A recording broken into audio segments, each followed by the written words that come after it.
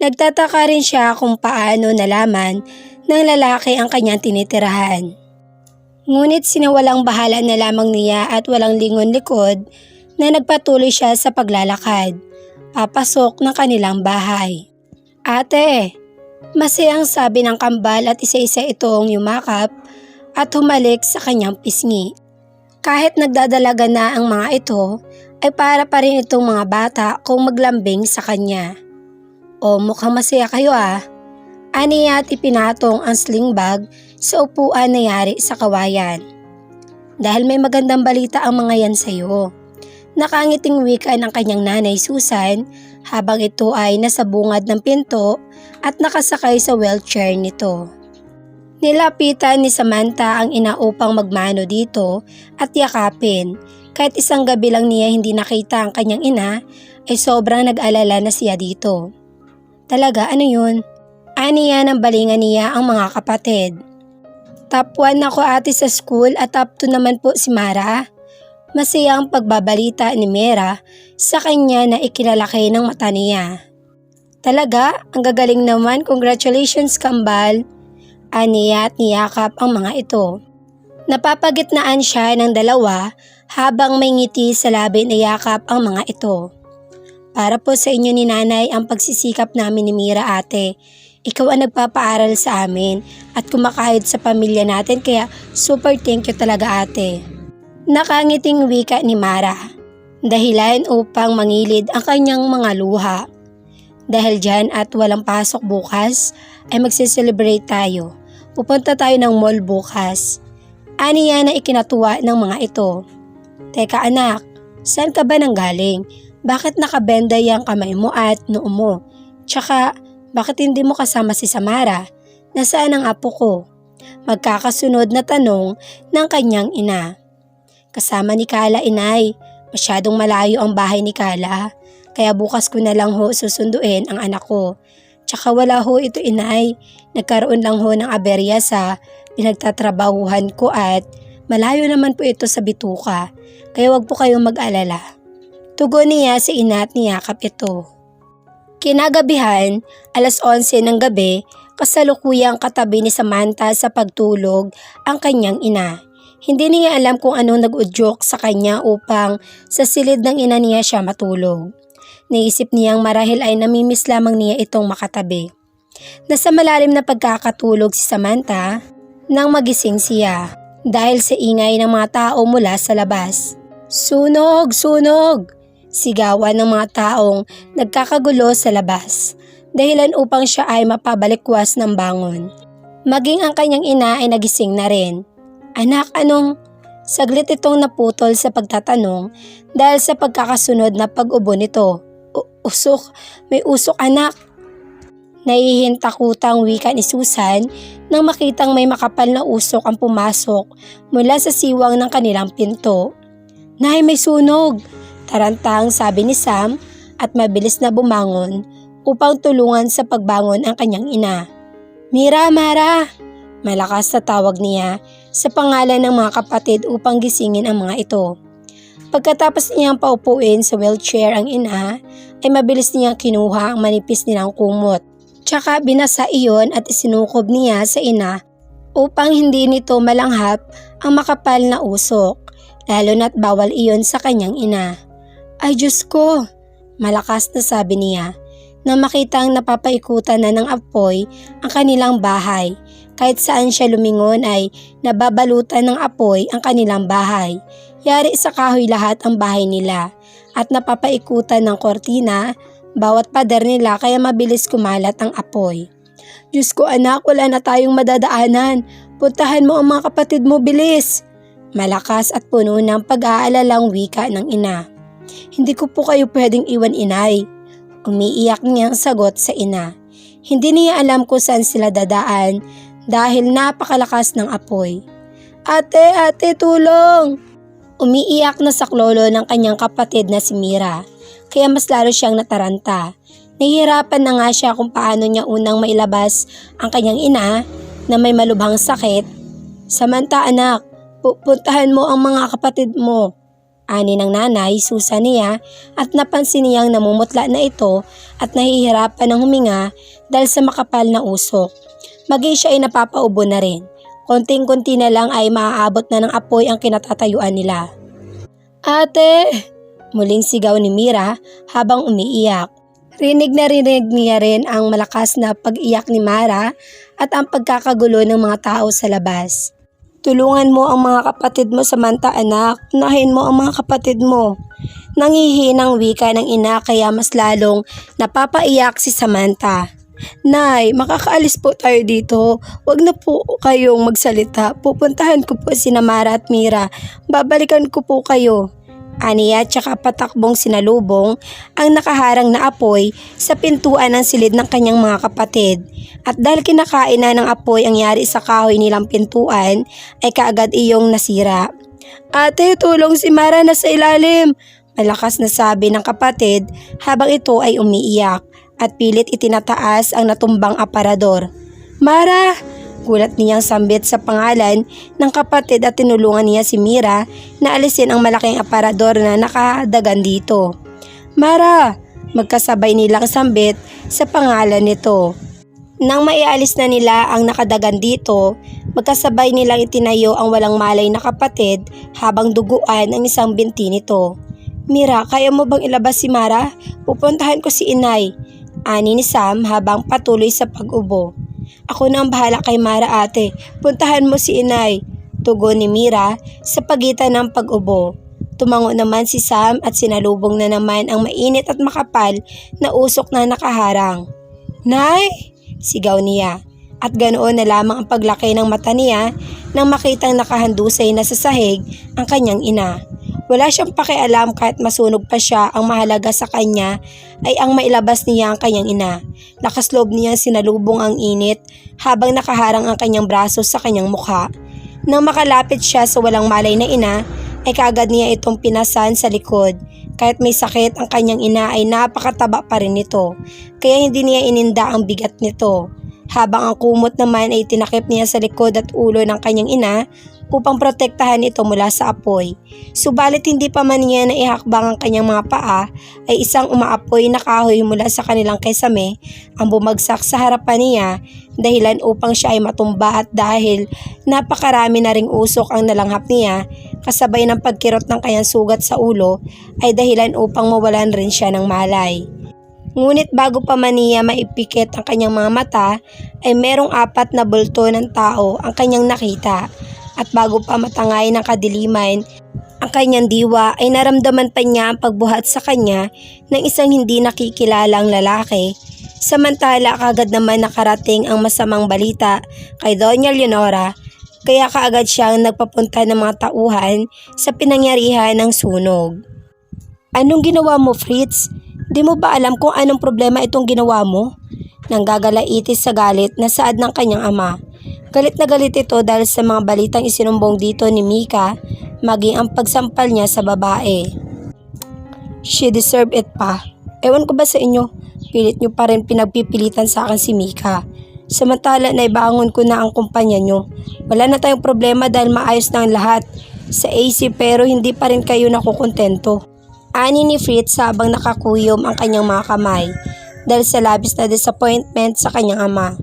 Paano ako makukontento kung nasa top 4 pa lang ang AC company kumpara sa Alvaro's company na nasa top 2 na? It's not a big deal pa. Ang mahalaga ay patuloy pa rin ang pagtakbo ng mga negosyo natin at hindi na bumabagsak kagaya noon. Saad ni Fritz. Humingi ka ng tawad kay Mika at iyain mo siya magpakasal. That's final, Fritz. Gayet pa ng ama. Seriously pa? Ipagpipilitan nyo pa rin ang kasal na yan? Kung ikaw na lang kaya ang magpakasal kay Mika. Total ikaw naman ang may gusto. Dahil kung ako lang ay baka maulit na naman ang kahihiyan na ginawa ko noon.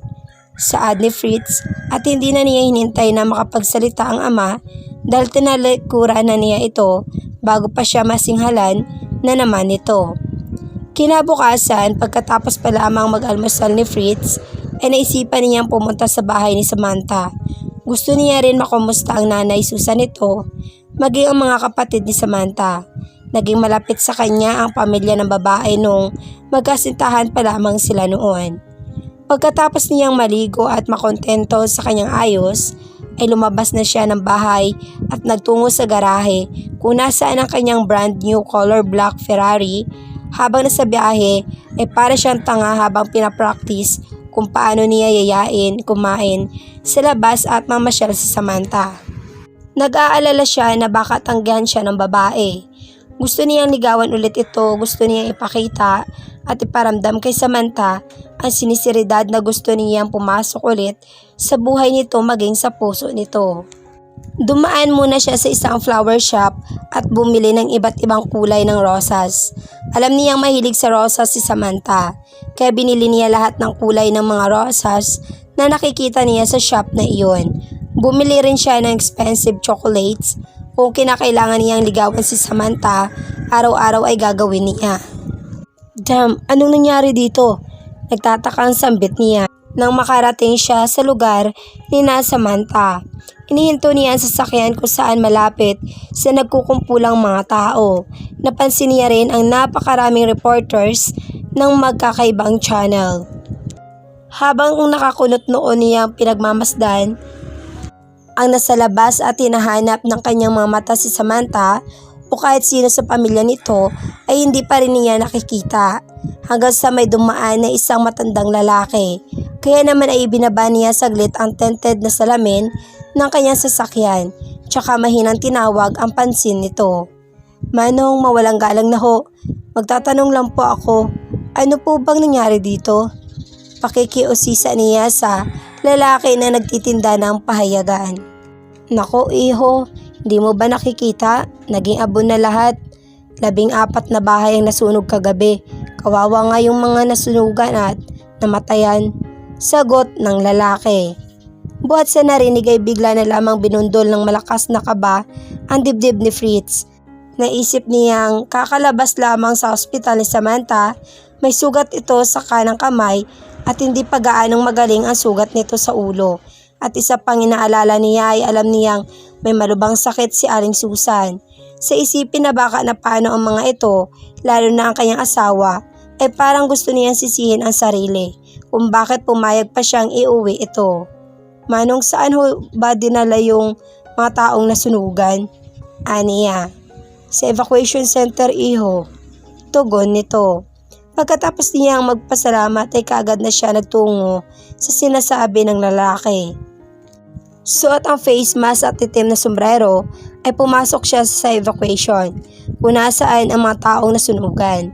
Habang pinagmamasdan niya ang mga kawawang tao na naroon ay mas lalong tumindi ang kagustuhan niyang makita si Samantha. At upang hindi pagkaguluhan ng mga tao roon ay nagpautos na lamang siya na hanapin ang asawa kasama ng pamilya nito. Sir, ito ang lahat ng listahan ng mga taong sugatan at namatay sa sunog. Wika ng isang lalaki na isa sa inutusan niya. Bumalik agad ito kasama ang 6 na lalaking inutusan niya. Wala rin po dito sa evacuation center ang hinahanap mo, sir. Kaya dyan nyo na lang po tingnan ang pangalan ng hinahanap nyo. Wika ng pangalawang lalaki.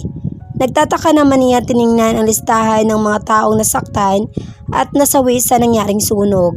Hindi niya alam kung bakit parang may bumubulong sa kanya na tingnan niya iyon. Kaya naman ay inumpisahan niyang buklatin at una niyang nakita ay ang mga pangalan ng mga taong sugatan at kasalukuyang nasa pagamutan na. Nagtataka siya dahil wala roon ang pangalan ni Samantha, kasama na ang pamilya nito.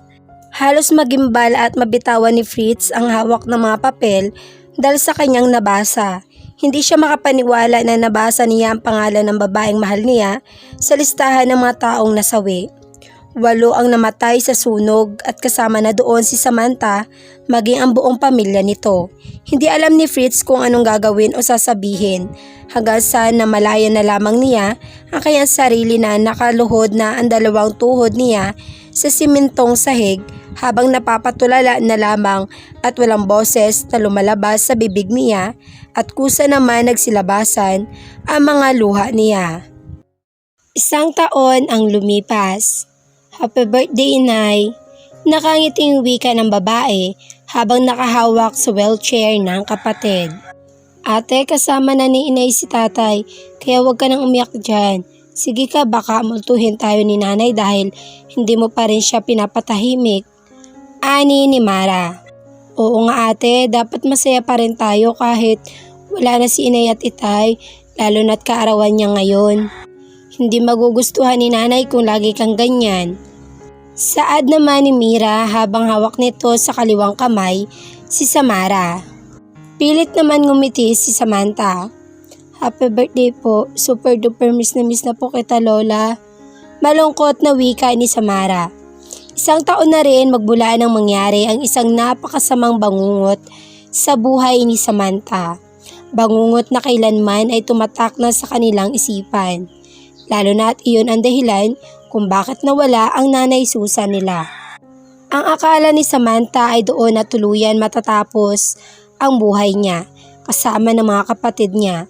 Masakit man para sa kanila ang pagkawala ng kanilang ina ay pinilit pa rin nila magpakatatag hanggang sa may dumating na isang tao sa buhay niya na hindi niya inaasahan na dudulot sa kanya ng malaking pagbabago.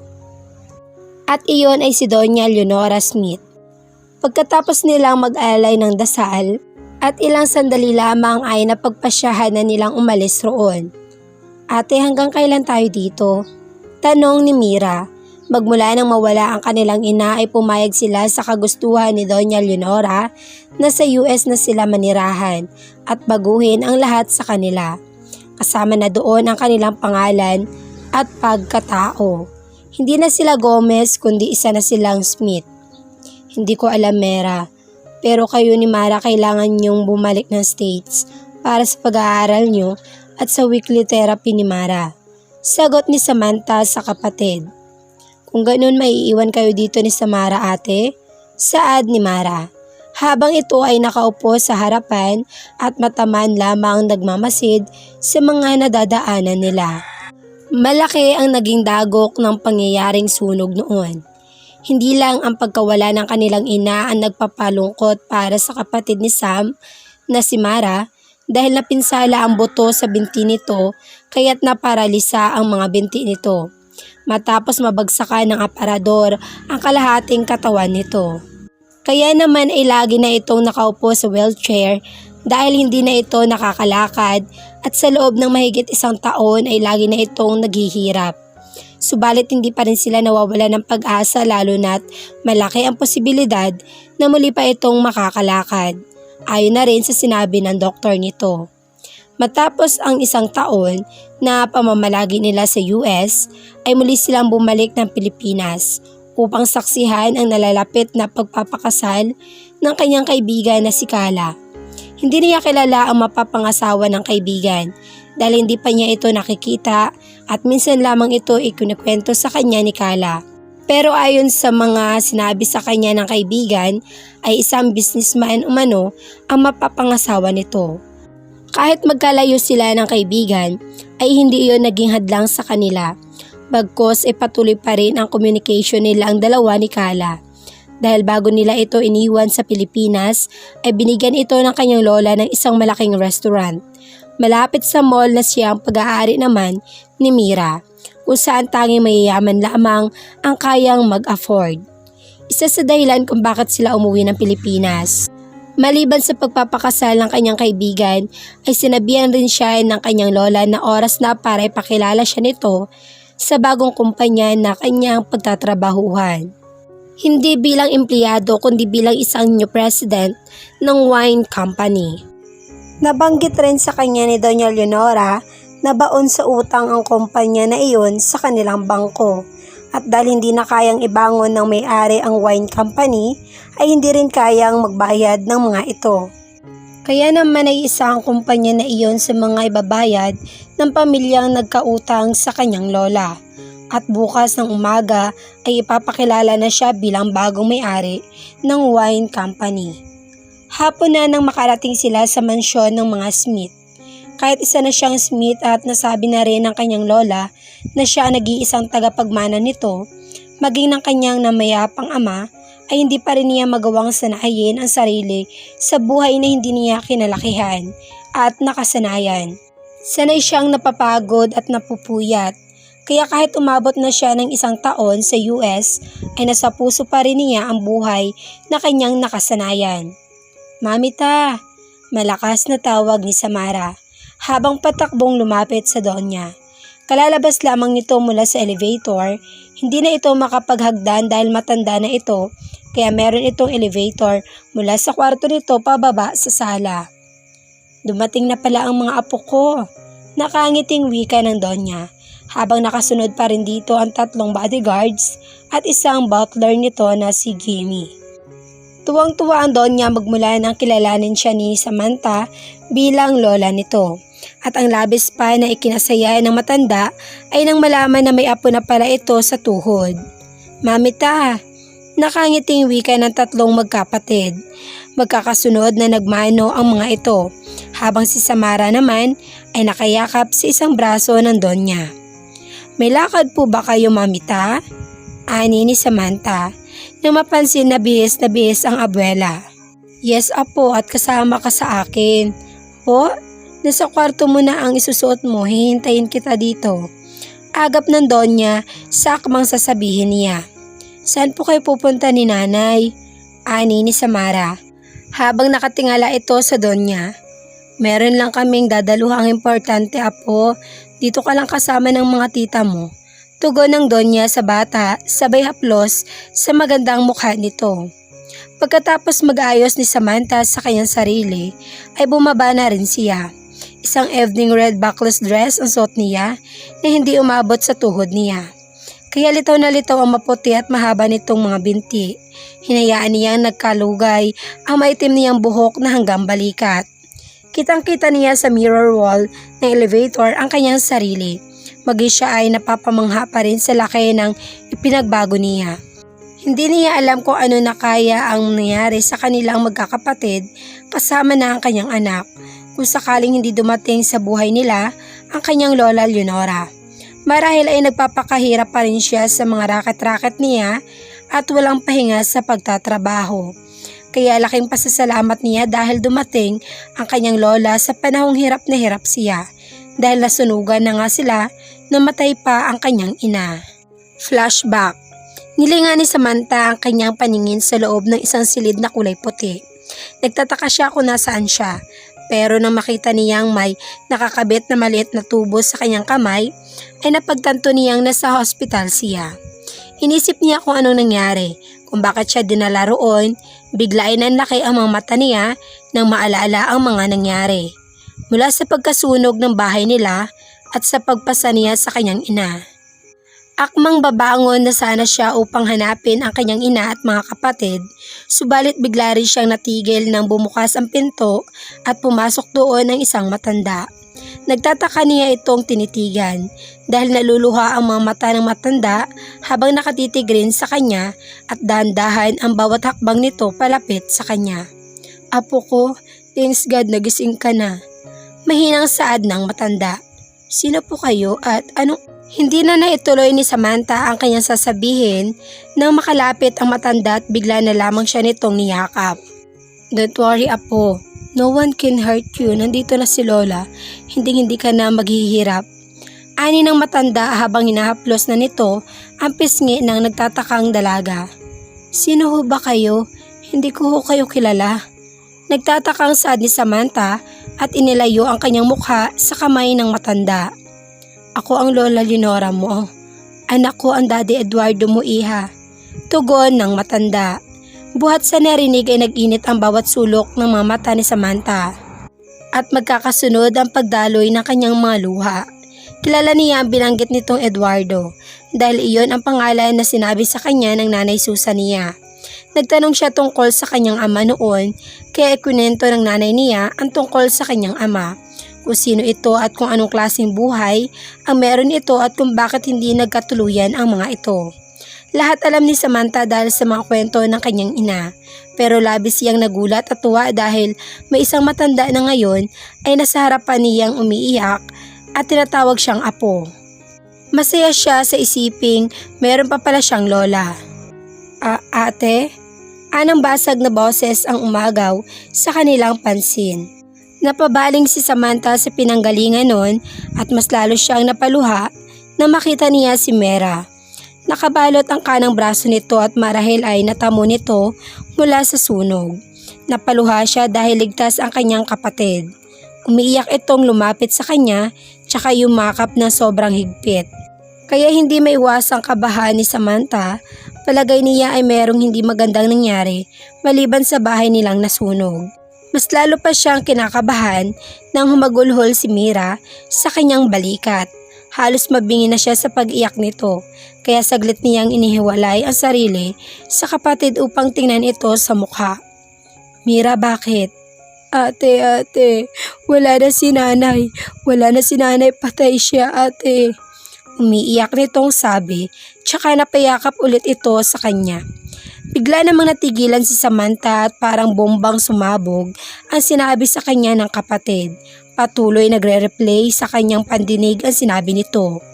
Nang makabawi sa pagkatulala ay mas lalong nagsibagsakan ang kanyang mga luha. May dumating nga sa kanyang buhay pero may nawala naman at iyon ang kanyang pinakamamahal na ina. Napuno ng iyakan ang silid habang magkayakap pa rin ang magkapatid. Kaya saglit na umalis muna ang Donya upang alamin ang pangyayari. Hindi nahayaan ni Donya Leonora na may manakit o magpahirap sa kalooban ng kanyang apo. Ayon sa kanyang mga tauhan ay hindi aksidenteng sunog ang nangyari at iyon ang aalamin niya, magbabayad kung sino man ang nasa likod ng pangyayaring iyon. End of flashback. What? Anong mangyayari sa atin, Dad? Problemadong saad ni Mika sa ama pagkatapos sabihin ng kanyang mga magulang na ipinagbenta ng mga ito ang kanilang kumpanya at mansyon. Gulat na gulat si Mika dahil ang buong akala niya ay walang problema ang kanilang kumpanya at nanatiling nasa top 2 ang posisyon ng kanilang pamilya sa may pinakamayaman sa larangan ng business world. Malaki ang pagkakautang ng kumpanya natin sa bangko ng mga Smith. Akala ko ay may isasalba ko pa pagkatapos kong isanla ang mansyon natin. Pero nabigo ako, Mika. Mas lalo pang bumagsak ang wine company matapos mag-back out lahat ng mga investors natin at lumipat silang lahat sa Samaras Company. Paliwanag ni Mr. Alvarado. Samantala, nagmumukmok sa isang sulok ang isang lalaki na labis na nangungulila sa babaeng minamahal niya. Pumayat ito at kumapal na rin ang balbas nito sa panga at umabot na sa balikat ang buhok nito. Habang hawak ng kanang kamay nito ang bote ng alak at sa kaliwang kamay nito ay ang isang umuusok na sigarilyo. Araw-gabi na siyang nagpapakalunod sa alak. Sa isiping namatay na si Samantha ay gusto na rin niyang tapusin ang kanyang buhay. Namatay ang babaeng mahal niya na hindi pa rin niya pinapatawad nito. Ni hindi man lang nito nalaman ang buong katotohanan kung bakit niya ito nasaktan noon. Mahal, I'm sorry. Mahinang saad ni Fritz, tsaka napaiyak na naman. Jesus, oh my God. San, anong ginagawa mo sa sarili mo? Nagsisimula na ang party sa ibaba. Gulat na sabi ni Farah na makapasok ito sa kwarto ng anak. Nagkalat ng mga damit, mga basag na bote ng alak, maging ang mga unan ay nagkalat na rin. Animoy dinaanan ng isang malakas na bagyo ang kwarto ng binata. Lumapit si Farah sa anak, hinawakan ang isang braso nito. Napakasakit para kay Farah na makita ang kanyang nag-iisang anak sa ganong itsura. Anak, 1 taon ka ng ganyan. Please anak, bumalik ka na sa dati. I want Samantha, ma. Si Samantha lang, ma, ang kailangan ko. Gusto ko na lang na mawala. Gusto ko na siyang makasama. Umiiyak na ani ni Fritz at parang batang paslit ito na humihingi sa isang magulang. Madam, hinahanap na po kayo ni Sir. Bumaba na raw ho kayo. Ani ng isang lalaki na sekretary ni Mr. Franco Aguilar. Anak, please, ayusin mo ang sarili mo. Kailangan ka sa party sa ibaba. Hihintayin ka namin ng papa mo. Wika ng ginang at hinagka nito sa noo ang binata. Hindi mapigilang mamanghaan ni Samantha nang makapasok na siya sa malaking mansyon. Nagkikintaban ang mga babasaging antik at bawat disenyo na kanyang nakikita ay talagang nakakamangha. Lalo na ang mga paintings na palagay niya ay nasa milyones na ang halaga ng mga iyon. Nasa gitna pa rin siya ng red carpet, papasok sa malawak na bulwagan ng mansyon. Sa sobrang pagkamangha niya sa ganda ng mansyon na iyon ay hindi na niya napansin na naiwan na pala siya ng kanyang lola sa paglalakad. Ay, mahinang anas niya nang gulatin siya ng nagkikislap ang mga kamera. Magtataka na sana siya kung bakit siya kinukuhanan ng larawan, gayong wala namang nakakakilala sa kanya. Kaya nang makita niyang bumalik pala ang kanyang lola sa kanyang tabi at nakangiti ito sa harap ng mga media, ay nawala ang pagtataka niya. Samantala, sinadya namang dalhin ni Doña Leonora si Samantha sa party ng gabi na iyon dahil gusto niyang may pakilala ito sa mga Aguilar at sa iba pang mga tao roon bilang apo niya. At gusto niyang makita ang magiging reaksyon ng mag-amang Aguilar na sina Fritz at Franco. Alam na alam ni Doña Leonora ang tungkol sa nakaraan ni na Samantha at Fritz. Alam lahat ng Doña kung bakit nasaktan ng lalaki ang kanyang apo noon. At alam rin ng Doña kung gaano kaayaw ni Franco Aguilar sa kanyang apo. Lahat inalam ng Doña, maging ang lahat ng ginawa ng isang Alvarado sa kanyang apo ay nalaman rin niya. Kasama na roon ang pagpapasunog nito sa pobreng bahay ng kanyang apo at dahil roon ay nawala ng ina ang kanyang apo. Nawala si Susan na hindi man lang siya nakapagpasalamat at nakabawi sa mga panahong mag-isa lamang nitong pinasan at tinaguyod ang kanyang apo. Maging ang mga inosenteng tao ay nadamay rin sa sunog na kagagawan lahat ng isang Alvarado. Marami ang namatay at nawala ng tinitirahan dahil lamang sa galit na nag-iisang anak ng mga Alvarado. Walang kalam-alam si Samantha sa mga pinagagawa ni Doña Leonora. Lingid sa kaalaman ng dalaga ay tahimik na ipinaghihiganti ito ng Doña sa mga taong nagpasakit at nagpahirap sa kalooban ng dalaga. Pagkatapos pabagsakin ng Doña ang mga Alvarado, ay gusto munang makita ng Doña kung may halaga pa ba o mahal pa ba ni Fritz Aguilar si Samantha. Dahil kung wala na, isusunod niyang pabagsakin ang mga Aguilar. Pero kapag nakita niyang mahal pa rin ng lalaki ang kanyang apo, ay siya mismo ang gagawa ng paraan para magkaayos ang mga ito. Gusto ni Doña Leonora na bago siya mawala sa mundo ay masigurado niyang munang nasa tahimik at maayos sina Samantha at Samara. Gusto niyang tuluyang maging masaya ang mga ito at mangyayari lamang iyon kapag nagkaayos ang dalawa at makilala ni Samara ang tatay nito. Mamita, kaninong mansyon po ito at ano pong meron? Pag-uusisa ni Samantha habang paminsan-minsan ay sumusulyap sa mga bisitang naroroon. Hindi niya mapigilang mamangha sa ibang mga bisita na nakikita niya, lalo na sa mga kaedad lamang niya. Nagagandahan at puro mga elegante ang mga ito at halatang nagmula lahat sa may sinabing pamilya. Nandito tayo sa mansyon ng isa sa magiging business partner mo sa wine company. Kaarawan ni Franco Aguilar at lahat ng mga bisitang nakikita mo ay puro mga negosyante. Nagpunta lang ang mga yan dito para maghanap ng investors o makakatulong sa kabuhayan nila. Mahinang saad ng Doña. Bigla naman natigilan si Samantha sa pangalan na binanggit ng kanyang lola. Halos hindi niya manarinig ang iba pa nitong sinabi. Dahil paulit-ulit sinisigaw ng kanyang isipan na naroroon siya sa mansyon na pag-aari ng mga magulang ng lalaking pilit niyang kinakalimutan.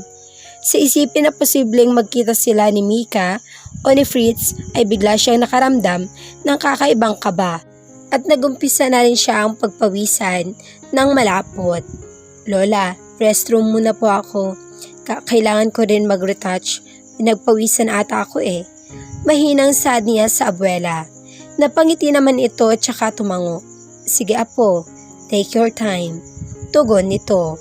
Kaya tumayo na si Samantha at hinayaan na lamang niya ang kanyang mga paa kung saan siya dadalhin nito sa kakahanap ng restroom hanggang sa dalhin siya ng mga paa niya sa second floor. Naisip niyang mas mainam na doon siya maghanap ng restroom dahil kung sa baba ay posible magkita sila ni Fritz o ni Mika. Hindi na niya gustong makaharap ang mga ito. Parang gusto tuloy pagsisihan ni Samantha kung bakit hindi pa niya sinabi sa kanyang lola ang tungkol sa ama ni Samara. Kung alam lang siguro nito na isang Aguilar ang ama ng kanyang anak at dating nobyo, ay maiintindihan siya nito kung bakit gustong gusto na niyang umalis doon. At kung alam lang sana niya na isang party pala ng mga Aguilar ang pupuntahan nila ay hindi na sana siya sumama pa. Habang naghahanap ay paminsang nakayuko lamang siya.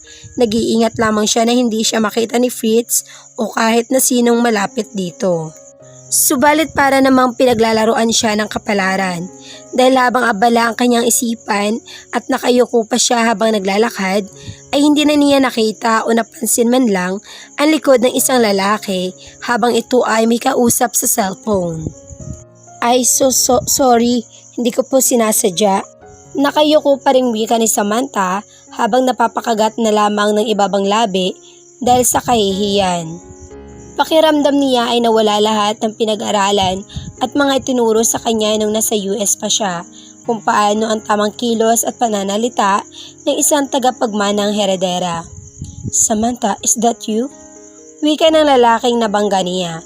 Sa pagtataka ng dalaga ay kunot-noo siyang nag-angat ng ulo. At ganoon na lamang ang pagkagulat na rumestro sa kanya na mapagsino niya ang lalaki. Maging ito ay nagulat rin dahil nanlaki ang mga mata nito at napabuka ang bibig nito. Clark? Sambit ni Samantha sa pangalan ng best friend ni Fritz. Mama Mia, ikaw ba talaga yan, Samantha? Buhay ka? Hindi makapaniwala nitong sabi. Samantala, sa kabilang dakot naman, ay pilit pa rin pinapakalma ng binata ang kanyang sarili. Gusto pa niyang uminom ng alak, subalit naubos na niya lahat ng alak sa mini refrigerator niya. Kaya napagpasyahan ni Fritz ang pumunta na lamang sa minibar ng kanilang bahay. Nasa second floor lamang siya at ang party ng kanyang ama ay nasa ground floor.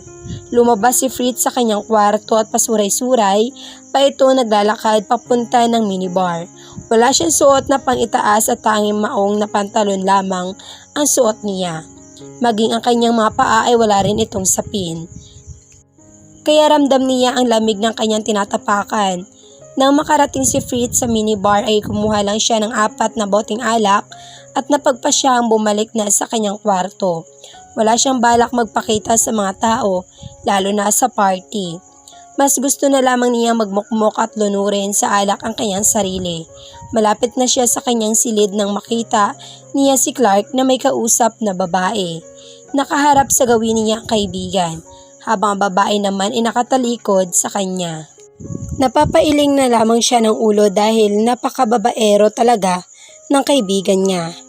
Clark, huwag kang magkalat dito, aniya. Dahilan upang mapatingin sa kanya ang kaibigan, habang ang kausap nitong babae ay nanatiling nakatalikod lamang. Bro, hey, wait, Samantha. Hindi na naituloy ng kaibigan ang sasabihin nito sa kanya nang biglang tumakbo ang babaeng kausap nito. Nawala naman ang ngisi ni Fritz nang marinig niya ang pangalan ng babae. Samantha? Tawag ulit ng kaibigan niya at hinabol ang babae. Maging siya ay nakihabol na rin. Hindi alam ni Fritz kung bakit gusto niyang habulin ang mga ito. Hanggang sa nakababa na ang mga ito ay nakasunod pa rin siya. Hanggang sa may mabangga ang babae dahilan upang mapaupo ito sa sahig. At dahil doon ay naabutan nila ito ni Clark at ganoon na lamang ang labis na pagkagulat niya na makita ang mukha ng babae. May mga luha sa mga mata nito at kahit hindi ito nakatingin, sa kanya ay nakita niya sa mga mata nito na labis itong nahihiya sa nangyari dito. Nakita niyang akmang bubuhatin na sana ng kanyang kaibigan ang babae subalit mabilis ang naging kilos niya. Kaagad niyang iniharang ang kanyang braso at nagsalita. Don't touch me, Samantha, bro. Tiimbagang niyang sabi sa kaibigan. Hindi niya alam kung bakit nakaramdam siya ng galit sa kaibigan. Pinagtitinginan na rin sila ng mga tao at may mga media na kumukuha ng larawan sa kanila. Wala na siyang pakialam kung nagmukha na siyang model ng pantalon dahil iyon lamang ang suot niya. Hindi na niya hinintay na bumaling sa kanya ang babae, basta na lamang niya itong binuhat ng pang-bridal style. Narinig pa niya ang pagsinghap ng babae, maging ang ibang bulungan ng ibang mga bisitang naroroon. Subalit wala siyang pakialam. Samantala hindi naman alam ni Samantha ang kanyang sasabihin at gagawin, halos mabingi na siya sa lakas ng tibok ng puso niya, lalo na nang buhatin siya ng lalaki. Sa pagmamadali niyang makalayo sa dalawang lalaki na humahabol sa kanya ay hindi na niya napansin ang isang kasambahay na may daladalang inumin. Hindi sinasadyang nabangga niya ito dahilan upang bumagsak siya sa sahig at mahulog ang mga hawak nito kasabay ng malakas na ingay ng mga basong nabasag. Kaya naagaw nila ang atensyon ng mga naroroon. Hiyang-hiya siya dahil sa nangyari, kaya hindi alam ni Samantha ang kanyang gagawin. Hanggang sa may mga bisig na nagpaangat sa kanya mula sa kinabagsakan niya. Hinayaan na lamang niya ang kanyang sarili na buhatin siya ni Fritz palabas ng party. Rinig pa niya tinatawag ng mga matandang Aguilar ang pangalan ng lalaki. Subalit nanatiling tahimik lamang ito at nagpatuloy na sa paglalakad. Para siyang kawawang paslit dahil nakayuko lamang siya habang malayang napapakinggan ang malakas at mabilis na pagtibok ng puso ni Fritz. Nang makalabas na sila ng mansyon, ay napansin ni Samantha na papunta ang direksyon nila sa isang kulay itim na sasakyan. Subalit bago pa man sila makalapit sa sasakyan, ay biglang narinig ni Samantha ang boses ng kanyang abuela dahilan upang bumalik sa katinuan ang kanyang isip. "Aguilar, saan mo dadalhin ang apo ko?" Huminto sa paglalakad ang lalaki at kunot noong nilingon ang matanda. "Pardon, she's my wife, kaya dadalhin ko siya kahit saan ko gusto," tugon ni Fritz. Akmang magsasalita pa sana ang matanda, subalit tumalikod ng lalaki dahilan upang maalarma ang dalaga. "Tumigil ka," mahinang saad ni Samantha, dahilan upang mapahinto sa paglakad ang lalaki. "Ibaba mo na ako," dugtong pa niya. Subalit tumiimbagang lamang ito at nagpatuloy sa paglakad hanggang sa mabuksan ng isang kamay nito ang pinto ng sasakyan. Hindi makapaniwala si Samantha na kinaya siyang buhatin nito ng isang kamay lang. Narinig pa ni Samantha ang pagtawag ng lola niya sa kanyang pangalan hanggang sa may pasok na siya ng lalaki sa sasakyan nito. Habang ang matandang Smith naman ay sumilay ang masayang ngiti sa labi nito. Nang makaalis na ang itim ng sasakyan, unasaan ang kanyang apo, hinayaan niyang itangay ni Fritz Aguilar ang kanyang apo dahil kitang-kita niya ang labis na pagmamahal at pangungulila sa mga mata ng lalaki at alam ng Donya kung para saan iyon. Mabilis kumalat sa social media ang nangyari sa mansyon ng mga Aguilar. Maging sa pahayagan ay napabalita na rin. Kaya labis-labis ang pagkagulat ni Mika sa kanyang nababasa at nakikita. Hindi siya makapaniwala na buhay si Samantha. Ang buong akala nila ay namatay na ito sa sunog kasama ng ina nito. Kitang-kita niya rin ang pagbabago kay Samantha. Nagmukha itong elegante sa suot nitong dress. At dahil isa siya ang modelo noon, ay alam niyang mamahalin ang suot ng babae sa larawan. Dahil minsan na niyang nakita iyon sa runaway model na disenyo pa ng isang magaling na fashionista, designer sa South America. "Mika, wala nang gamot ang daddy mo. Hindi ko na alam kung bakit nangyayari sa atin lahat ng mga ito. Nawala na nga ang kumpanya at lahat ng negosyo natin ay hito. Parang mas mahirap pa tayo sa daga. Maging ang mansyon ay wala na rin. Hindi ko alam kung saan tayo makakakuha ng perang pampagamot sa daddy mo. Konting-konti na lang ang natitira sa pera natin at hindi na iyon naabuti ng isang linggo." Naluluhang saad ni Mrs. Alvarado. Ang siyang umagaw ng pansin ni Mika, hindi na niya namalayan ang paglapit ng kanyang ina. Ibinulusan muna niya ang hawak na cellphone tsaka humarap sa kanyang ina. Hinawakan niya ang kamay nito bago nagsalita. "Susubukan ko ulit mag-apply ng trabaho kahit saan at kahit anong trabaho para maipagamot si daddy," tugon ni Mika at bumuntong hininga. Maging siya ay problemado rin dahil walang kumpanya ang tumatanggap sa kanya. Marami na siyang inaplayan subalit wala pa rin. Kahit pagwe-waitress ay sinubukan na rin niya, ngunit tanging sagot lamang sa kanya ay tatawagan lang umano siya. Subalit wala pa rin siyang natatanggap. Hindi niya alam kung bakit walang tumatanggap sa kanya, gayong pasado naman lahat ng qualifications niya. Maging ang mga dating kakilala at mga kaibigan ni Mika ay iniwasan rin siya. Wala ni isang gustong tumulong at hindi rin alam ni Mika kung bakit pakiramdam tuloy niya ay kinarma siya dahil sa malaking kasalanan niya. 8 buhay ang namatay sa sunog at maraming pamilya ang nawala ng tahanan dahil sa kanya. Mga negosyo, bahay, sasakyan, alahas lahat ay nawala na lang sa isang iglap. Noon ay nakatira siya sa napakalaking bahay, ngayon ay napalitan na ng napakaliit at kung ikukumpara iyon ay mas malaki pa ang sarili niyang banyo kumpara sa tinitirahan nila ngayon. Noon ay napakarami nilang katulong, driver pati bodyguards. Ngayon ay 3 na lamang sila ng mga magulang sa isang bubong at nagsisiksikan pa sa pagtulog. Magmula nang maghirap sila ay hindi iyon kinaya ng kanyang ama. Mas lumala ang sakit nito sa puso. Samantala, nagising si Samantha nang maramdaman niyang may mga matang nakatitig sa kanya at hindi nga siya nagkamali. Dahil pagmulat pa lamang niya ng kanyang mata ay kaagad na nagtama ang kanilang mga mata ng lalaking akala niya ay nakalimutan na niya. Napakatagal na ng panahon, ngayon lamang ulit narinig ni Samantha ang mabilis at malakas na pagtibok ng kanyang puso. At tanging si Fritz lamang ang nakakagawa niyon sa kanya. Kitang-kita ni Samantha ang labis na pananabik sa mga mata ng lalaki, lungkot at may nakakubling saya. Kung hindi lang siguro sa mga mata ng lalaki ay hindi niya kaagad ito makikilala. Dahil ibang-iba na ang nakikita niyang lalaki sa kanyang harapan. Nagkabalbas ito sa panga at nagkabigote rin, na animoy ilang buwan nang hindi naaahitan. Humaba rin ang buhok nito hanggang balikat at nabawasan rin ang dating malaman nitong mukha. Halata ang pangangayat nito na animoy napakatagal na nitong pinabayaan ang sarili. Hindi niya alam kung bakit nasasaktan siya sa kanyang nakikita, kaya wala sa sariling inangap niya ang kanang kamay at dahan-dahan iyon humaplos sa pisngi ng lalaki. Anong ginawa mo sa sarili mo, Fritz? Mahinang saad ni Samantha. Nag-init ang sulok ng mga mata niya at bago pa man tuluyang kumuwala ang kanyang mga luha, ay kaagad niyang niyakap ang lalaki upang hindi nito makita ang mga luha niya. Parang bulang naglaho ang galit na nararamdaman ni Samantha noon para sa lalaki. Ang akala niya ay tuluyan na niyang nakalimutan si Fritz magmula nang mabago ang takbo ng buhay niya. Noong nasa US pa lamang siya at nag-aaral, ay nagre-research siya tungkol sa lalaki at doon nga'y napagtanto niyang hindi nga nagsisinungaling sa kanya si Fritz. Totoo ngang hindi nito asawa si Mika.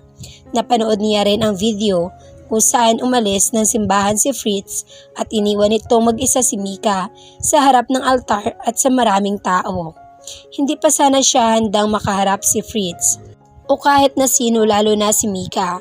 Wala na siyang galit sa lalaki, pero kay Mika ay nanunuot pa rin ang galit niya sa kanyang puso dahil sa mga nalaman niya tungkol sa babae.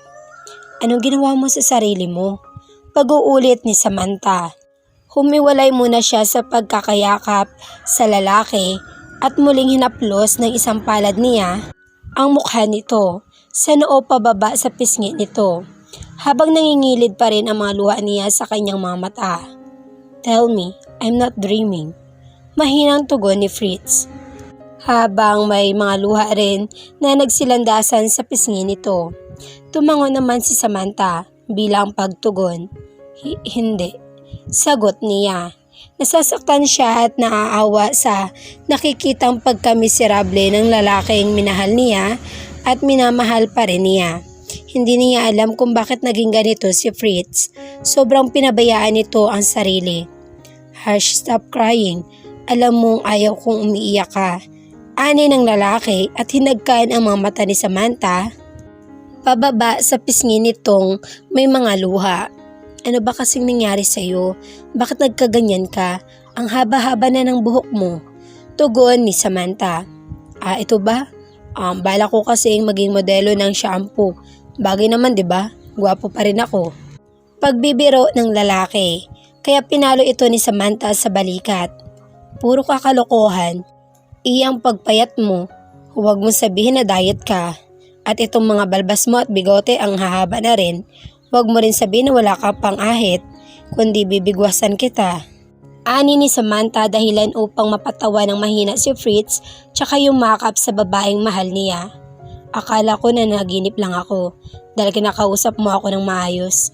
Hindi mo rin ako pinapagalitan at higit sa lahat ay nandito ka na. Akala ko ay wala ka na talaga. Wika ni Fritz habang nakayakap pa rin at isinusubsob ang mukha nito sa liig ni Samantha. Anong wala? Nagtataka ang tanong nito. Akala namin kasama ka sa nasunog noon. Kaya naging ganito ako dahil buong akala ko na wala ka na. Kaya pinabayaan ko ng sarili ko at gusto ko na lang na mamatay dahil wala ka na. Tugon ng lalaki dahilan upang muling umagos na naman ang mga luha ni Samantha. Ganun ba talaga siya kamahal ni Fritz para gustuhin na lamang nitong mawala sa mundo? Dahil lang sa isiping patay na siya? Ani ng isipan niya. Umiling siya at mahinang itinulak ang lalaki upang matanggal ang pagkakayakap nito. Pinalabas lang ni Lola na wala na kami ng mga kapatid ko dahil gusto niyang magsimula kami ng bagong buhay kasama siya. Tsaka si nanay lang ang nawala. Hindi siya nasunog pero hindi niya kinaya ang mga usok na nalanghap niya dahilan ng pagsikip ng paghinga niya at iyon ang ikinamatay niya. Paliwanag ni Samantha. You mean grandma mo si Mrs. Smith? Yung matandang babaeng humahabol pa at tinawag kang apo? Hindi makapaniwala ang saad ni Fritz. Kilala niya ang matandang Smith dahil ito ang #1 multi-billionaire business tycoon at ito rin ang nakakuha sa Alvararo's company na pagmamayari noon ng mga magulang ni Mika at sa lahat ng ari-arian ng mga Alvararo ay sa bangko ng Smith na punta lahat. Tumango si Samantha at hinawakan ang mga kamay ng lalaki. Oo, siya ang lola ko. Nakilala ko lang siya nung gabing pinasunog ni Mika ang bahay namin. Pinasunog? Si Mika? Sinasabi mo si Mika ang nagpasunog ng bahay niyo noon? Hindi makapaniwala ang saad ni Fritz. Oo nga't alam niyang maldita at spoiled brat si Mika, pero hindi niya naisip na kayang gawin iyon ng babaeng kababata niya. Oo, narinig ko si Mamita. Kausap ang detective agent niya. Narinig kong pinaimbestigahan niya ang tungkol sa sunog at nalaman nga si Mika ang may kagagawan. Tugon ni Samantha at muling nabuhay ang galit sa kanyang puso nang maalala niyan dahil doon ay nawala ang kanyang nanay Susan. Cham, hindi dapat tayo dito nag-uusap. Mamaya na tayo magpatuloy mahal. Ani ni Fritz nang mapagtanto nitong nasa loob pa rin sila ng sasakyan. Samantala, hindi naman mapigilan ni Mika ang kaligayahan sa kanyang puso dahil sa wakas ay meron na siyang trabaho. Kahit mababang trabaho lamang ay ayos na sa kanya dahil ang mahalaga lamang sa kanya ay meron na siyang pambili ng gamot ng kanyang ama. Kailangan niyang magtrabaho dahil mamatay sila sa gutom kapag hindi niya tinanggap ang pagiging janitress. Siya lang ang nag-iisang anak kaya siya lang ang inaasahan ng kanyang mga magulang. Malubha na rin ang sakit ng kanyang ama kaya hindi ito maiwan-iwan ng kanyang ina. Magmula nang maghirap sila ay napakaraming natutunan si Mika. Kung noon ay nagwawaldas lamang siya ng pera sa mga walang kwentang bagay, ngayon ay napagtanto niya sa kanyang sarili na napakahirap pala ng buhay kapag walang trabaho, pera at mga kaibigan. Noon ay buhay prinsesa siya, tinatapak-tapakan niya lamang ang mga katulong nila noon. Maging ang mga empleyado nila dati ay napakasama ng kanyang ugali sa mga ito. Kaya marahil ay karaman na nga niya ang mga nangyayari sa kanya ngayon. Nagsisisi na siya dahil naisip niya kung sakaling naging mabait lang siguro siya noon, ay marahil ay meron pa siyang totoong kaibigan na handa siyang tulungan at damayan. Tsaka hindi siya paglulupitan ng panahon. Pinagsisihan na rin niya ang mga masasamang bagay na ginawa niya lalo na kay Samantha.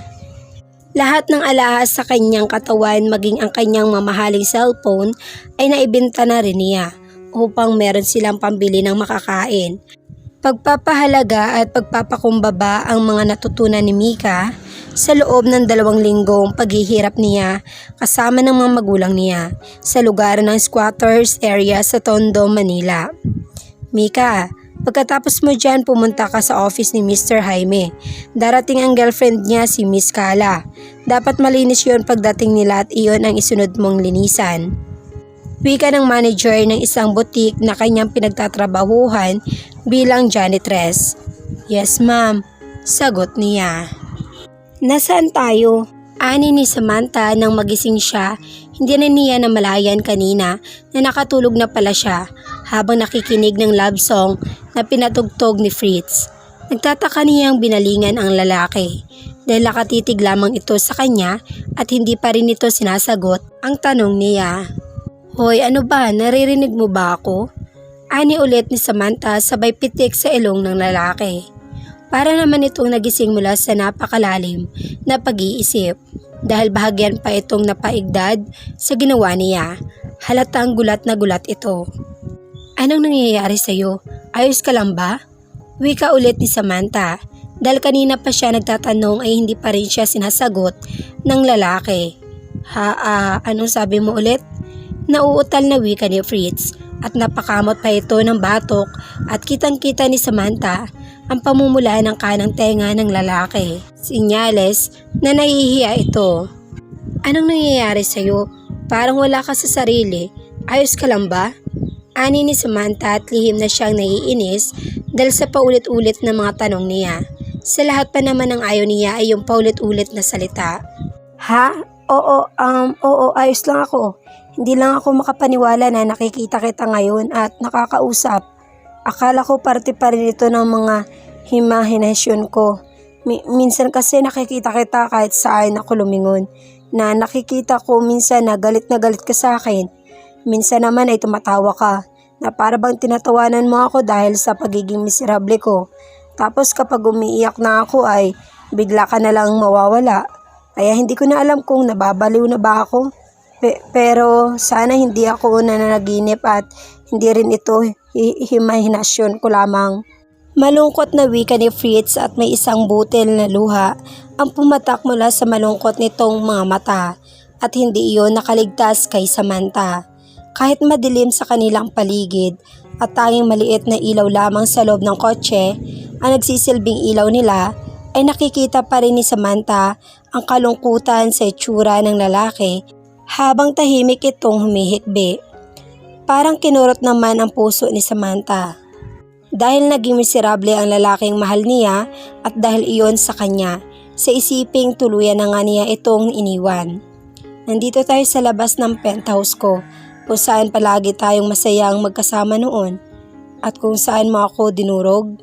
Pagpapatuloy ni Samantha sa sasabihin ng lalaki at mapait siyang napangiti nang maalala iyon. Subalit kaagad rin siyang nakaramdam ng guilt dahil sa sinabi niya, lalo na at mas lalong lumungkot ang itsura ng lalaki at napayuko na lamang ito habang ang mga kamay nito ay nakahawak pa rin sa manubela. Masyado ka naman seryoso ngayon Mr. Aguilar. Nagbibiro lang ako tsaka matagal na yun at matagal na rin kitang pinatawad. Ani ni Samantha at kinuha niya ang kaliwang kamay ng lalaki tsaka pinagsiklop ang mga palad nila. Napaangat naman ang ulo si Fritz at napatingin sa babae na ngayon ay nilalaro ang magkasiklop nilang mga kamay habang nakayuko na ito. Samantha, mahinang saad ni Fritz dahilan upang mag-angat ito ng ulo at mapatingin sa kanya. Bigla namang bumilis ang pagtibok ng puso ni Samantha nang magtama ang kanilang mga mata ng lalaki na animoy sa pamamagitan lamang niyon ay magkakaintindihan na sila. Tumagal ang pagtititigan nila hanggang sa namalayan na lamang nila ang kanilang sarili na magkalapat na pala ang kanilang mga labi. Wala namang naramdaman na pagtutol sa kalooban ni Samantha bagkus ay tinugon pa niya ang mga halik ng lalaki. Nalalasahan niya ang matapang na alak mula sa bibig ng lalaki. Kaya pakiramdam ni Samantha ay nalalasing na rin siya dahil sa mga halik na kanilang pinagsasaluhan. Pareho silang hinihingal ng maghiwalay na ang kanilang mga labi. Pareho rin namumungay at puno ng pananabik ang kanilang mga mata habang nakatitig pa rin sila sa isa't isa at hinayaan na lamang nila ang kanilang mga puso at mga mata ang mag-usap. Ilang segundo lamang ang titigan na iyon ay muli na naman nilang pinaglapat ang kanilang mga labi. Nagmamadali at walang pag-iingat ang mga kilos nila, puno ng pananabik ang kanilang mga halikan at sa marahas ng mga haplos ay hindi na napigilan ni Samantha ang mapaungol ng biglang maramdaman niya ang marahas na pagmasahe ng lalaki sa kanang dibdib niya.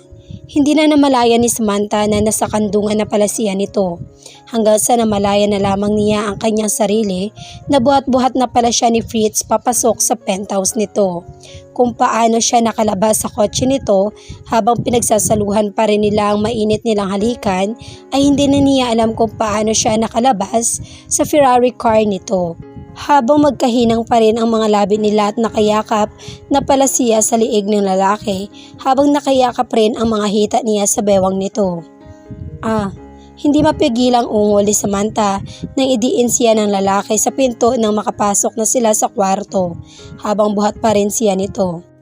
Gamang-dama ni Samantha ang isang bagay na tumatama sa kanyang pang-upo. Sa tuwing idinidiit siya ni Fritz sa pinto, hindi niya dama ang lamig nangyari sa narang pinto sa kanyang likod, kundi damang-dama niya ang sobrang init na animoy para siyang pinainom ng nakakaad. Hindi ko alam na mas lalo kang naging wild, sweetheart. Paos ang boses na wika ni Fritz habang pababa na sa liig ng babae ang kanyang mga labi at sa sobrang panggigigil ay hindi na napigilan ni Fritz na kagatin ang liig ni Samantha na sigurado siyang mag-iiwan iyon ng marka. Paungol na daing ni Samantha. I miss your moan, sweetheart. Nakakaadik ka, may Samantha. Anas ni Fritz at mas lalong idiniin nito ang sarili sa katawan ni Sam habang nakayakap pa rin ang mga hita ni Samantha sa bewang ng lalaki. Sobrang nadadarang na siya sa nakakabaliw na pinaparamdam sa kanya ni Fritz. Ang kanang kamay ni Fritz ay patuloy sa marahas na pagmasahe sa kaliwang dibdib niya, habang ang isang kamay nito ay naramdaman niyang tinatanggal nito ang suot na pantalon. Habang ang mga labi nito ay nasa kanang dibdib niya na animoy parang batang sanggol na uhaw na uhaw. At dahil nakadress lamang siya ay ramdam na niya ang umiigting na pagkalalaki ni Fritz sa kanyang pagkababae kahit suot pa rin niya ang pangloob niya. Ani ni Fritz at hindi napigilan ni Samantha ang mapaungol ng malakas dahil sa biglaang pagpasok ni Fritz sa umiigting nitong sandata sa kanyang pagkababae. Halos mahigit 8 taon na rin ang huling may nangyari sa kanila. Kaya pakiramdam ni Samantha ay bumalik siya sa pagkabirhen dahil nakaramdam siya ng sakit sa biglaang pagpasok sa kanya ni Fritz. Hindi mapigilan ang sigaw ni Samantha nang maramdaman niyang malapit na siya sa sukdulan ng kaligayahan. Mas lalo namang binibilisan ni Fritz ang paggalaw habang napapasubsob na ang ulo niya sa liig ni Samantha. Tanging mga ungo lamang nila ang nagsisilbing ingay sa loob ng penthouse at sa tuwing mas lalong idinidiin at binibilisan ni Fritz ang kanyang paglabas-masok ay mas lalo namang napapalakas ang halinghihing ni Samantha. Hanggang sa maramdaman na lamang niya ang mainit na bagay na kumuwala sa kanyang loob. Pareho silang naliligo sa sariling pawis. Habang hinihingal pa rin sila matapos nila marating ang sukdulan, ngunit ang akala ni Samantha ay tapos na iyon. Subalit lihim siyang napamura nang hindi pa rin siya ibinaba ni Fritz mula sa pagkakabuhat pa rin nito. Habang ramdam na ramdam pa rin niya ang umiigting nitong pagkalalaki sa kanyang loob. Fritz, iuwi mo na ako, ani ni Samantha at parang gusto niyang batukan ang kanyang sarili dahil napaungol muna siya bago niya nasabi ang mga salita na iyon. One more, we are not done yet, sweetheart. Tugon ni Fritz sabay palo sa pang-upo ni Samantha. Kinaumagahan, nagising si Samantha nang makaramdam siya ng kakaibang kiliti sa kanyang pagkababae. Kaya hindi niya mapigilang mapaungol at mapakagat ng ibabang labi.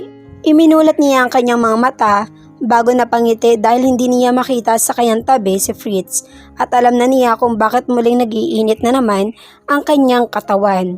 Sumilip siya sa kumot na nakatakip sa kanyang katawan at doon nga'y nakita niyang inaalmusal ni Fritz ang kanyang pagkababae. Namumungay ang mga mata nitong nakatingin sa kanya habang patuloy sa pagsisid ang bibig nito sa kanyang hiyas. Kagatlabing ungol niya nang maramdaman ang daliri ng lalaki sa kanyang pagkababae. Habang hindi pa rin nito inaalis ang bibig nito roon, mas lalo niyang ibinuka ang kanyang mga hita at napapasabunot na lamang siya sa ulo ni Fritz. Mukhang hindi na ito natulog o nagpahinga dahil sa tuwing magigising siya ay nakikita at nararamdaman niyang inaararo siya ng lalaki para itong walang kapaguran. Mahabang ungol ang pinakawala ni Samantha nang marating niyang rurok ng kaligayahan. Ang akala niya ay tapos na si Fritz, subalit napasinghap na lamang siya nang biglang tanggalin ni Fritz ang kumot na nakaharang sa katawan niya bago ipinatong ang magkabila niyang mga hita sa braso nito. Pigil ang pag-ungol habang napapakagat-labi na lamang siya nang muling magkaisa ang kanilang mga katawan. Muli siyang inangkin ni Fritz. Kitang-kita ni Samantha ang bawat paggalaw ng mga muscle ng lalaki sa braso nito, maging ang pagtiimbagang nito. Napapatingala ito habang napapaawang ang labi nito sa tuwing mas lalong bumibilis ang paggalaw nito. I love you. Hinihingal na wika ni Fritz nang matapos ito sa pag-araro at bumagsak na lamang sa ibabaw ng katawan ni Samantha. Damang-dama ni Samantha ang mabilis at malakas na pagtibok ng puso ng lalaki, habang hindi pa rin niya mapigilang mapakagat-labi, lalo na nang magsumiksik ang mukha nito sa kanyang leeg. At ramdam pa rin niya ang sandata nito sa kanyang loob. I love you too. Mahinang tugon niya. Hindi siya makapaniwala na umabot sila sa ganoong tagpo ni Fritz. Gayong kagabi lamang ay todo iwas siyang hindi makita ang lalaki. Ngayon ay heto muling umiral na naman ang karupukan niya pagdating sa lalaki. Ngayon ay sigurado na talaga siyang mahal pa rin niya ang lalaki at kahit kailanman ay hindi ito nawala sa kanyang puso. Uungat na galit siya sa lalaki. Subalit naroon pa rin sa sulok ng kanyang puso ang labis na pagmamahal para dito. Nasaktan lamang siya nito noon kaya natabunan ng galit at pagkamuhi ang puso niya. Ngayon ay muli siyang nagpatawad at muling pinakawalan ang nakatago niyang pagmamahal para sa lalaki. Umayos ito ng pagkakahiga at yumakap sa kanya habang nakatitig na ngayon sa kanyang mukha. Huwag mo na ulit akong iwan. Mahinang saad ni Fritz at mas lalong idinikit nito ang hubad nitong katawan at pinagdikit ang kanilang noo. Mahina namang tumango si Samantha at saka ngumiti. Hindi na. Tugon niya at inayos ang kanyang pagkakahiga. Umunan siya sa malapad na dibdib ng lalaki kaya mas lalong naririnig niya ang mabilis na tibok ng puso nito habang pareho naman yakap nila ang isa't isa. Fritz, mahinang tawag ni Samantha. Tugon ng lalaki. Tsaka hinagka nito ang ulo ni Samantha. Yung pinakita mo sa akin noon, totoo ba yun? Ani ni Samantha. Ang alin? Yung marriage certificate, totoo ba yun? Ani ni Samantha dahil hindi siya makapaniwala kung sakaling totoo nga iyon na mag-asawa na nga talaga sila. Yes, sweetheart. Ginawa ko yun para hindi ka na makawala sa akin at para tantanan na ako ni Papa sa gusto niyang pakasalan ko si Mika. Mukhang talagang wala na akong kawala dahil panigurado ay mabubuntis mo na naman ako. Mahinang bulong ni Samantha. May sinasabi ka, mahal? Kunot noong wika ng lalaki nang iaangat nito ang mukha ni Samantha upang magtama ang kanilang mga mata. Lihim namang napamura si Samantha dahil hindi pa siya handang ipakilala si Samara at lihim rin siyang nagpapasalamat na hindi nito narinig ang kanyang sinabi. Ha? May sinabi ba ako? Wala ata akong sinabi. Hala, anong oras na? Ani ni Samantha at napabangon bigla pagkatapos niyang maalala ang kanyang anak. I think lunchtime na, sweetheart. Sobrang init na sa labas at saka wala pa rin akong tulog kaya sigurado akong tanghali na. Tugon ng lalaki habang nakahiga pa rin ito. Shit. Mura ni Samantha at nagmadaling bumaba ng kama. Naalala niyang iyon palang first day niya sa wine company bilang bagong CEO, president at isa pa ay alam niyang hinahanap na siya ngayon ni Samara at nag-aalala na ngayon ang mga kapatid niya lalo na ang kanyang abuela. Gusto mo nang umuwi? Ani ni Fritz at bumangon na rin tsaka lumapit kay Samantha. Oo ay, hindi na niya na ituloy ang sasabihin dahil bigla na lamang siyang napatili ng buhatin siya ni Fritz papasok ng banyo. Maligo muna tayo. Ani ng lalaki kaya wala nang nagawa si Samantha kundi ang paluin na lamang sa braso ang lalaki sabay irap. Ligo lang ha, aba namamagaan na ang maruya ko, kakabayo mo. Ani ni Samantha dahilan upang mapatawa ang lalaki. Umabot pa ng 1 oras bago sila natapos sa loob ng banyo at masama na rin ang tingin ni Samantha sa lalaki dahil kahit sa banyo ay hindi pa rin siya tinantanan ni Fritz at talagang nakadalawa pa ito bago siya nakaligo. Habang ngiti-ngiti naman si Fritz kahit napakasama ng tingin sa kanya ni Samantha, talagang hindi siya nakakaramdam ng pagod.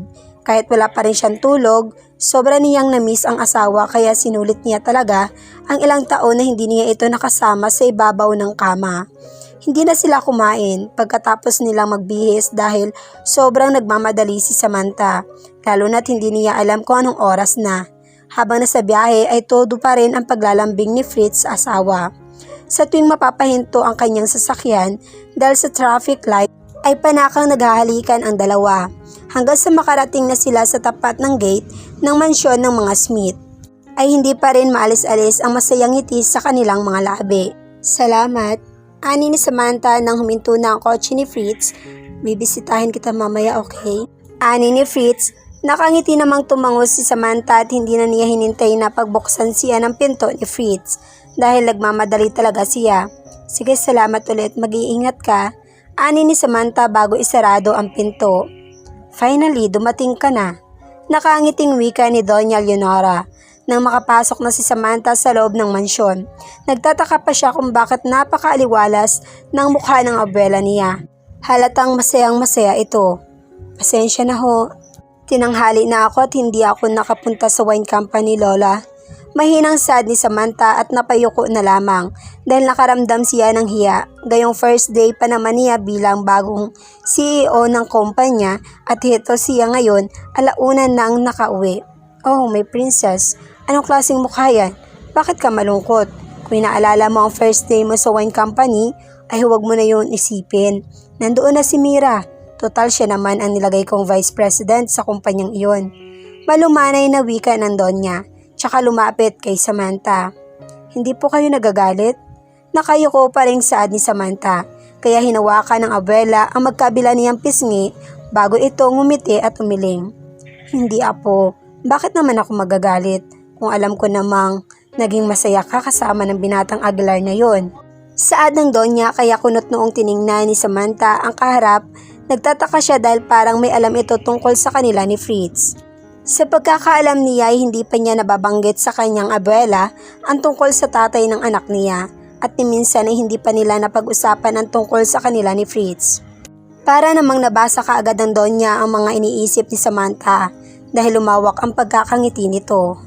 Alam ko apo, alam ko ang lahat-lahat tungkol sa inyo ni Fritz Aguilar, kaya hindi mo kailangan magtago sa akin o magpaliwanag. Alam ko rin na mahal mo pa rin siya at hindi mo yun may tatanggi sa akin, apo. Kitang-kita ko ang reaksyon sa mga mata mo nang malaman mong nasa party tayo ng mga Aguilar. Kung paano ka natulala habang buhat-buhat ka ni Fritz kagabi. Ngayon ay nakikita ko sa mga mata mo ang labis na kasiyahan. Pagpasok mo pa lamang ng pinto. Mahabang sad ng Donya at iginiya siya nito sa mahabang sofa upang doon sila maupo tsaka ito nagpatuloy sa pagsasalita. Kaya dinala kita sa party at hinayaan ko siyang itangay kanya kagabi. Matanda na ako, Samantha, apo. Gusto ko bago ako mawala sa mundong ito ay masigurado ko munang nasa maayos at masaya kayo ni Samara. Dugtong pa nito. Hindi naman mapigilan ni Samantha ang mapaluha dahil sa mga sinabi ng kanyang abuela. Napakaswerte niya at nagpapasalamat siya sa may kapal dahil binigyan siya ng napakabuti at mapagmahal na lola sa katauhan ni Doña Leonora Smith. Mahigpit niyang niyakap ang abuela kung paano nito nalaman ang lahat sa kanila ni Fritz ay hindi na iyon mahalaga sa kanya. Ang mahalaga ay maayos na sila ni Fritz at mukha namang walang tutol ang kanyang lola sa relasyon nila ng lalaki. Kaya isa na lamang ang inaalala niya kung paano niya ipagtatapat kay Fritz ang tungkol kay Samara. Si Samara po, aniya at saka pinahid ang mga luha sa kanyang pisngi. Sinundo ni Carla na sa butik sila, tugon nito. Kaya tumango na lamang siya. Sige po lola, sisilipin ko muna ho si Mara. Aniya at saka tumayo na. Sige apo, magpahinga ka na rin dahil mukhang pagod na pagod ka. Saad nito at napansin ni Samantha na nakatingin ang kanyang abuela sa kanyang liig. Hindi naman mapigilang pamulahan siya ng pisngi dahil alam niyang nakatingin ang kanyang abuela sa liig niyang maraming kiss mark.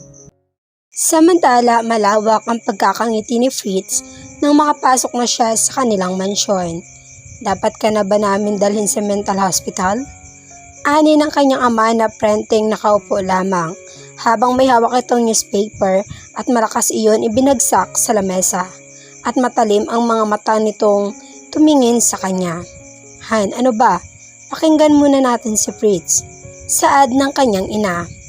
Nawala naman ang matamis na ngiti sa labi ni Fritz at napalitan ng pagtataka ang kanyang mukha bago siya napatingin sa newspaper at doon ay nakita niyang sila ni Samantha ang laman ng pahayagan. Sino ang babae na yan?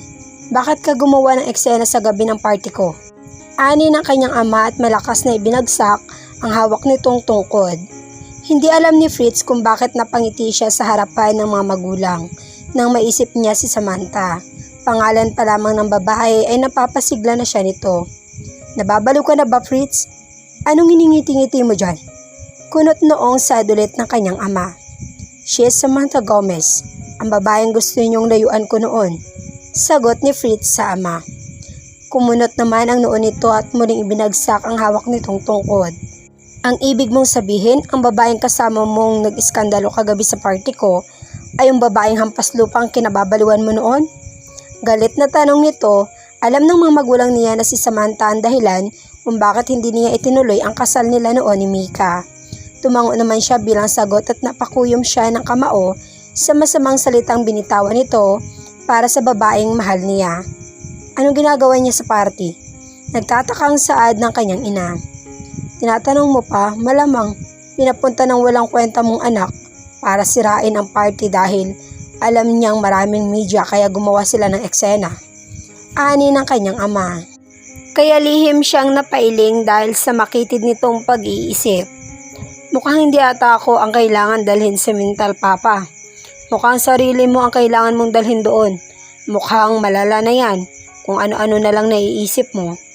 Saad niya sa ama, kaya mas lalo itong nagalit. Wala ka talagang modo, sigaw nito sa kanya. Akma ipapalo na sana nito ang hawak nitong tungkod nang magsalita si Fritz dahilan upang matigilan ang kanyang ama. Say those words again to Mrs. Smith, Saul Harris, so that we may suffer like the Alvararos. Tiimbagang saad ni Fritz sa ama, halatang nagulat ito at naguluhan sa kanyang sinabi. What do you mean, son? Bakit napasok sa usapan na to si Mrs. Smith? Nagtatakang sad ni Farah at humawak ito sa braso ng asawa upang alalayan dahil mukha itong nanghina. Marahil ay naintindihan na nito ang ibig niyang sabihin kung sino ang babaeng halos tapak-tapakan at minamaliit nito ang pagkatao. Samantha was a granddaughter and heiress of Mrs. Smith, tito-tita. Ani ni James nakakapasok lamang. Kitang-kita ni Fritz kung paano namutla ang mga magulang niya. Maging siya hindi rin makapaniwala na isa palang Smith ang babaeng mahal niya.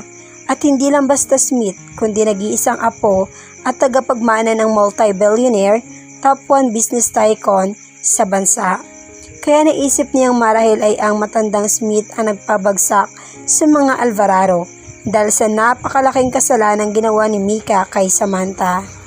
Kinahapunan, alas 5 na nang magising si Fritz pagkatapos ng mahabang pag-uusap nila ng mga magulang kanina tungkol kay Samantha. Hindi na siya nag-abalang magpalit pa ng suot o maligo dahil sobrang antok at pagod na pagod siya.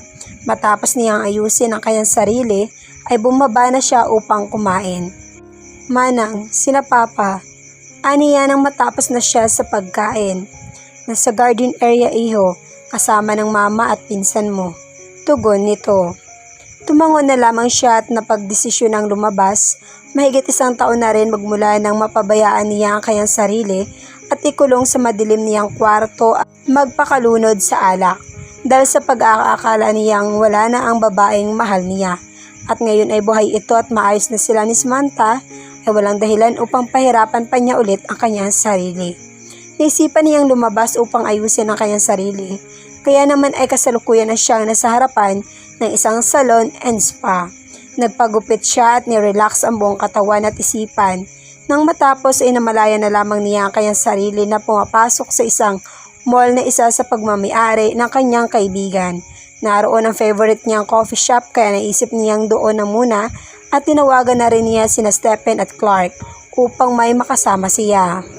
Habang hinihintay niya ang mga kaibigan ay inabala muna niya ang kanyang sarili. Naisipan niyang i-search sa internet si Samantha. Gusto niyang malaman ang naging buhay nito sa loob ng mahigit 1 taon, subalit tiningnan na niya lahat ay walang lumalabas na news o article tungkol sa nag-iisang apo ng matandang Smith. Nang magsawa sa kakascroll ay binaba na niya ang kanyang cellphone sa ibabaw ng pabilog na lamesa. Naiinip na rin siya kakahintay sa mga kaibigan niya. Kaya naman ang akmang tatayo na sana siya, subalit bigla siyang napabalik sa kanyang upuan nang biglang may lumapit sa kanya na isang batang babae na kung hindi siya nagkakamali ay nasa 7 o 8 taon gulang na ito. Halos magsalubong ang kanyang kilay nang mapatitig siya sa mukha ng batang babae. Bigla siya nakaramdam ng kakaiba at nagtataka rin siya kung bakit nakikita niya dito ang girl version niya nung bata pa siya. Mahaba ang brown nitong buhok na hanggang bewang at singkit rin ang mga mata nito kagaya niya. Mahaba ang pilik mata at matangos ang ilong. Bagay rin sa hugis puso nitong mukha ang kaunting bangs na tumatakip sa makapal nitong kilay. Hi po Kuya Pogi, I'm Samara po.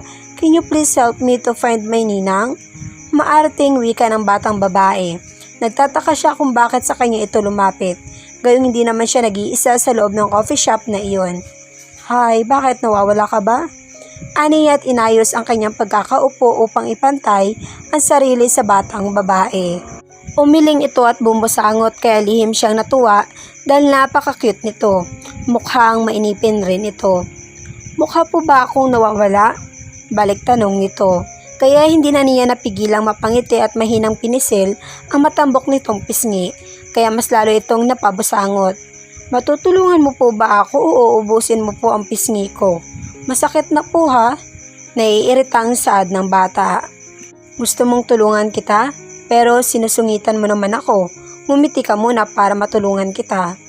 Aniya, ewan ba ni Fritz kung bakit napakagaan na kaagad ng loob niya sa batang kaharap, gayong hindi naman siya mahilig sa bata. Paano po ako hindi magsusungit? Nakakaasar po mga ngiti mo. Hindi naman ako nagpapatawa, tsaka kaya naman po ako nakabusangot dahil naiinip na po ako. Kanina ko na pong gustong kumain ng cookies. Naiinis nitong tugon. Yun lang ba?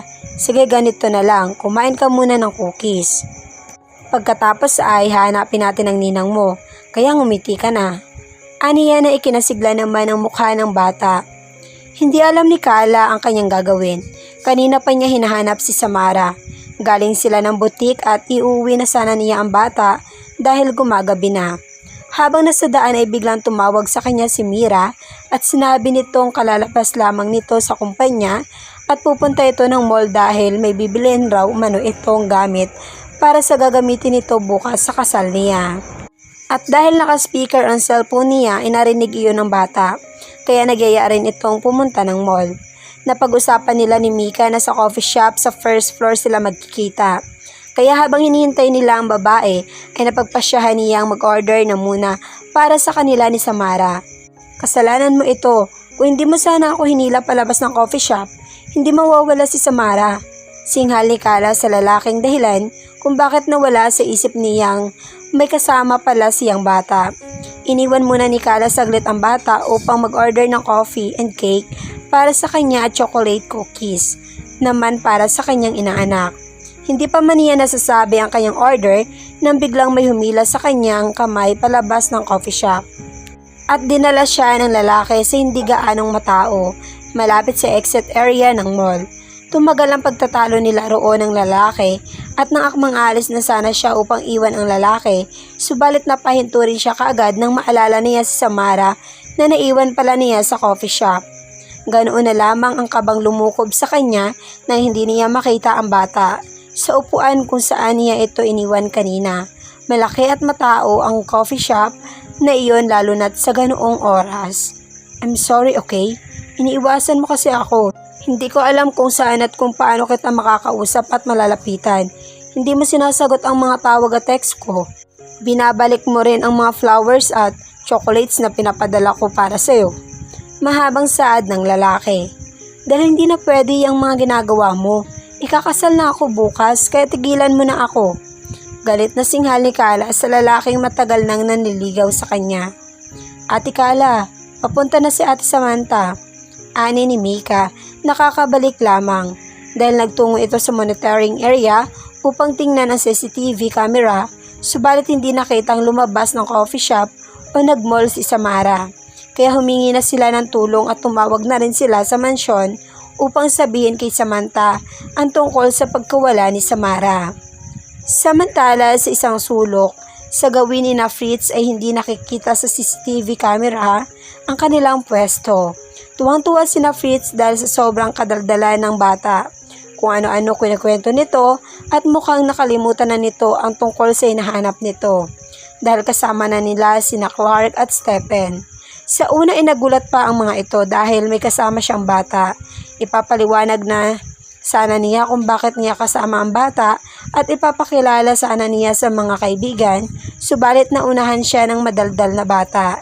Ito na mismo ang nagpakilala sa sarili nito at nagsabi kung bakit siya nito kasama. Nakita niyang namangha ang mga kaibigan niya dahil parang matandang tao ang bata kung makapagsalita. At dahil may pagkabaliw ang dalawa ay napakadaling naaaliw ng mga ito si Samara. O tapos ka na ba, Samara? Tanong ni Fritz nang mapansing wala nang balak umorder ulit ng bata. Nakadalawang order na sila ng cookies at dumagdag pa ito ng cake. Opo, thank you po, ang babait nyo. Hala, si Ninang, Kuya Pogi, tapos na po ako. Kaya tumayo na po kayong tatlo at tulungan nyo na akong hanapin ang ninang ko. Ani ng bata nang makatayo ito. Hindi mapigilang mapamaang ng tatlo dahil para talagang matanda kung magsalita at magutos ang bata. Mas lalo pang napamaang si Fritz nang maglakad ito habang nakapamewang ang dalawang kamay nito sa magkabilang bewang nito. Bigla ko tuloy naalala yung palabas na 100 Days to Heaven na iiling na wika ni Clark habang nakangiti. Mahina namang tumawa si Stephen, oo nga yung matandang naging bata. Hey, move! Kuya Pogi, anong tinitingin-tingin nyo dyan? Saad ni Samara at pinataas pa nito ang kaliwang kilay nito. Habang si Samantha naman ay lakad-takbo ang ginawa niya nang makapasok siya ng mall. Luhaan ang mga mata niya dahil sa sobrang pag-aalala para sa kanyang anak. Natatakot siya sa isiping baka na paano na si Samara. Kung ano-anong negatibo ang pumapasok sa kanyang isipan, sa isiping kinidnap o kung ano na ang nangyari kay Samara, ay pakiramdam ni Samantha ay mababaliw na siya. Hindi niya kakayanin kapag may nangyaring masama sa nag-iisang anak niya. Kala, Mera, ang anak ko, nasaan ang anak ko? Tanong ni Samantha sa dalawa nang makalapit siya sa mga ito. Sam, I'm sorry. Umiiyak na sabi ni Kala. Hindi mo na pinansin ni Samantha ang kaibigan dahil binalingan niya ang mga bodyguards upang ipahanap sa mga ito ang anak niya. Ngunit hindi pa man nakakaalis ang mga tauhan niya nang matanaw niyang hindi kalayuan sa gawin niya ang isang batang babae na may kasamang tatlong lalaki. Nakaharap sa gawin niya ang bata kaya kaagad niya itong nakilala habang nakatalikod naman sa gawin niya ang tatlong lalaki. Kinakausap ng mga ito ang anak niya kaya kinabahan siya. Napansin niyang nakita rin ng mga kasama niya si Samara dahil narinig niya ang pagsinghap ni Mira. Samara? Malakas na tawag niya sa pangalan ng anak.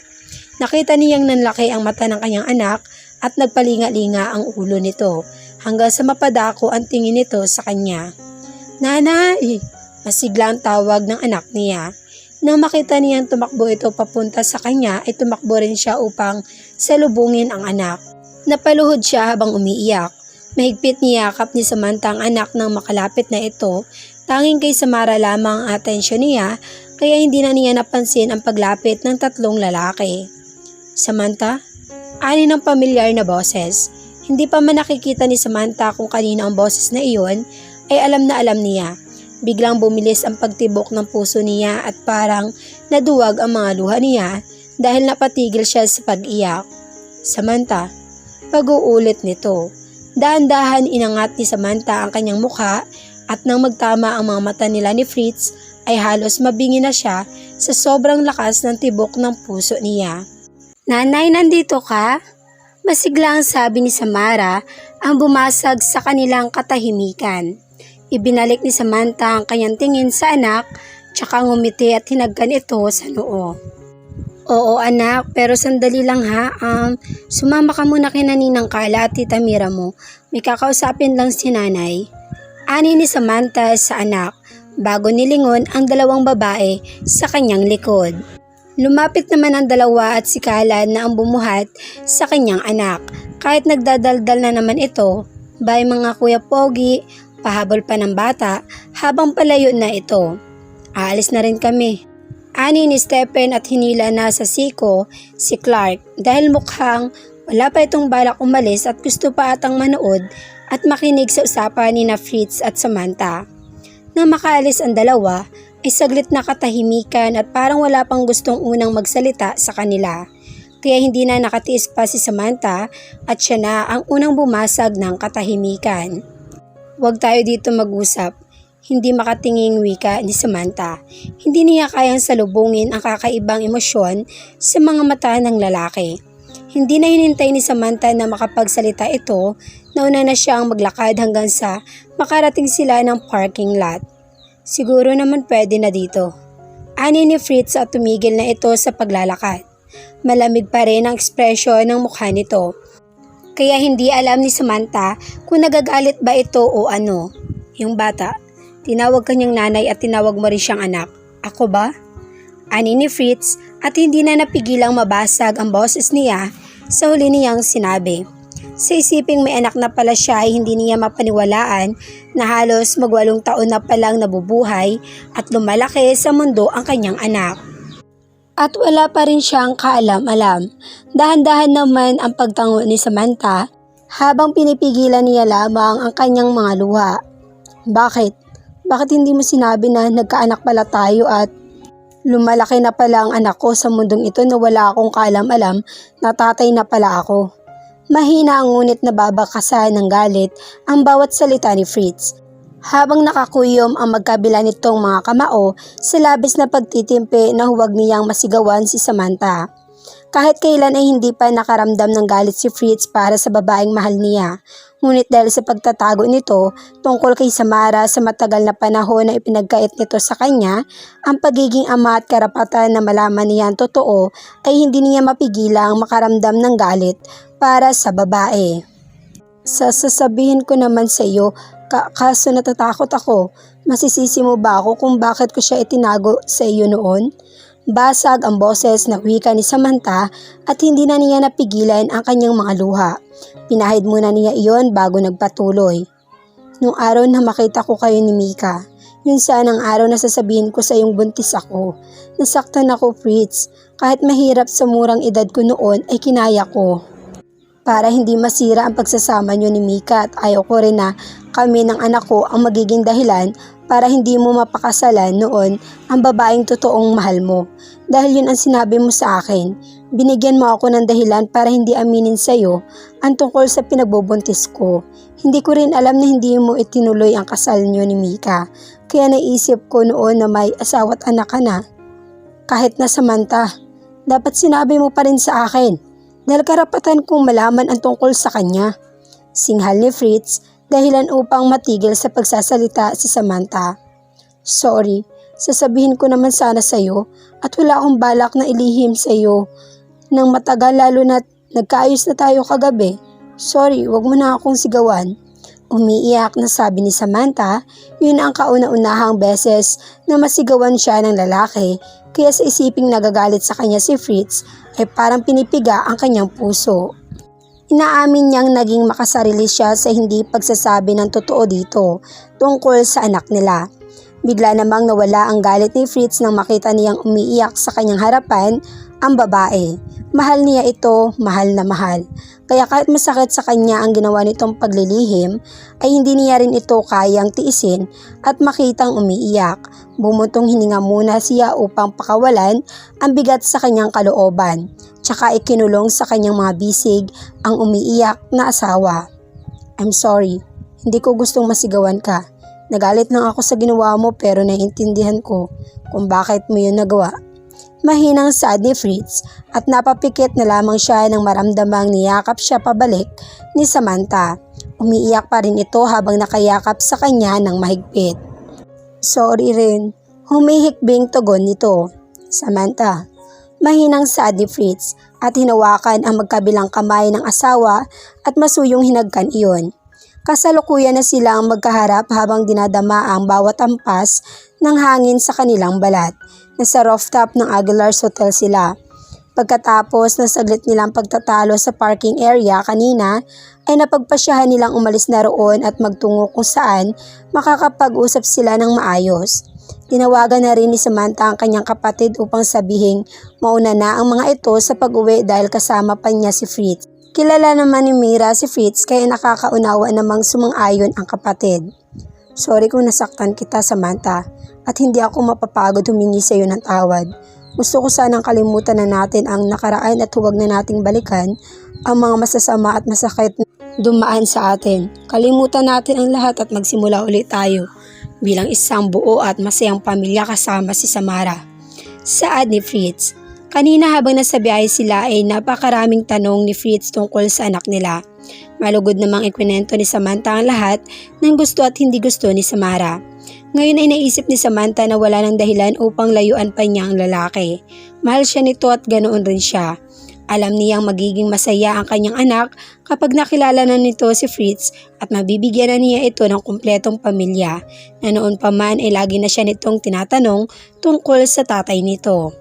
Naluluha siyang umiti sa lalaki bago tumango. Oo Fritz, magsimula ulit tayo kasama si Samara. Pinapatawad na kita kaya sana patawarin mo rin ako dahil sa paglilihim ko sa iyo. Wala na akong pakialam sa nakaraan dahil simula pa kagabi ay binaon ko na lahat. Ang gusto ko na lang ay ang panghawakan ang pagmamahal mo ngayon, bukas at hanggang huli. Naisip kong walang magandang may dudulot o mangyayari sa atin kung patuloy pa rin ako magpapadala sa nakaraan. Tama ka, kalimutan natin lahat ng hindi magandang bagay na dumaan sa atin at magsimula ulit tayo. Buong pagmamahal na wika ni Samantha, pinahid naman ni Fritz ang kanyang mga luha tsaka hinagkan ang kanyang mga labi. Let's forget the past, sweetheart, and let's start again. Will you marry me? Gusto kong maiharap na kita sa altar at gusto ko na kayong makasama ni Samara. Ani ni Fritz habang hawak nito sa magkabilang pisngi si Samantha. Bakit walang singsing? Oh, I forgot. Wait, meron akong singsing mahal. Nakangiting wika ni Fritz. Tsaka kumindat muna at hinubad nito ang suot na kwentas. Nanlaki ang mata ni Samantha nang makitang ginawang pendant ni Fritz ang dating singsing nila noon nung sabihin sa kanya ng lalaki na mag-asawa na sila. Meron itong ibinigay na singsing sa kanya, subalit hindi niya iyon tinanggap. Remember this ring? Itinago ko dahil alam kong masusuot ko rin ito sa daliri mo. Ani ni Fritz at inilagay na iyon sa palasingsingan niya. Teka, hindi pa ako sumasagot. Hindi ako tumatanggap ng no, sweetheart, lalo na't may Samara na tayo. Ani ni Fritz at hinalikan ang likod ng palad ni Samantha. I love you, may Samantha. Ay, gusto ko pa sana magpakipot pero sige na nga, oo na po, magpapakasal po ako sa iyo Mr. Fritz Aguilar at I love you too. Nakangiting tugon ni Samantha at siya na ang unang humalik sa labi ni Fritz. Labis-labis ang kasiyahan ng kanilang anak na si Samara nang ipakilala niya si Fritz bilang tunay nitong tatay.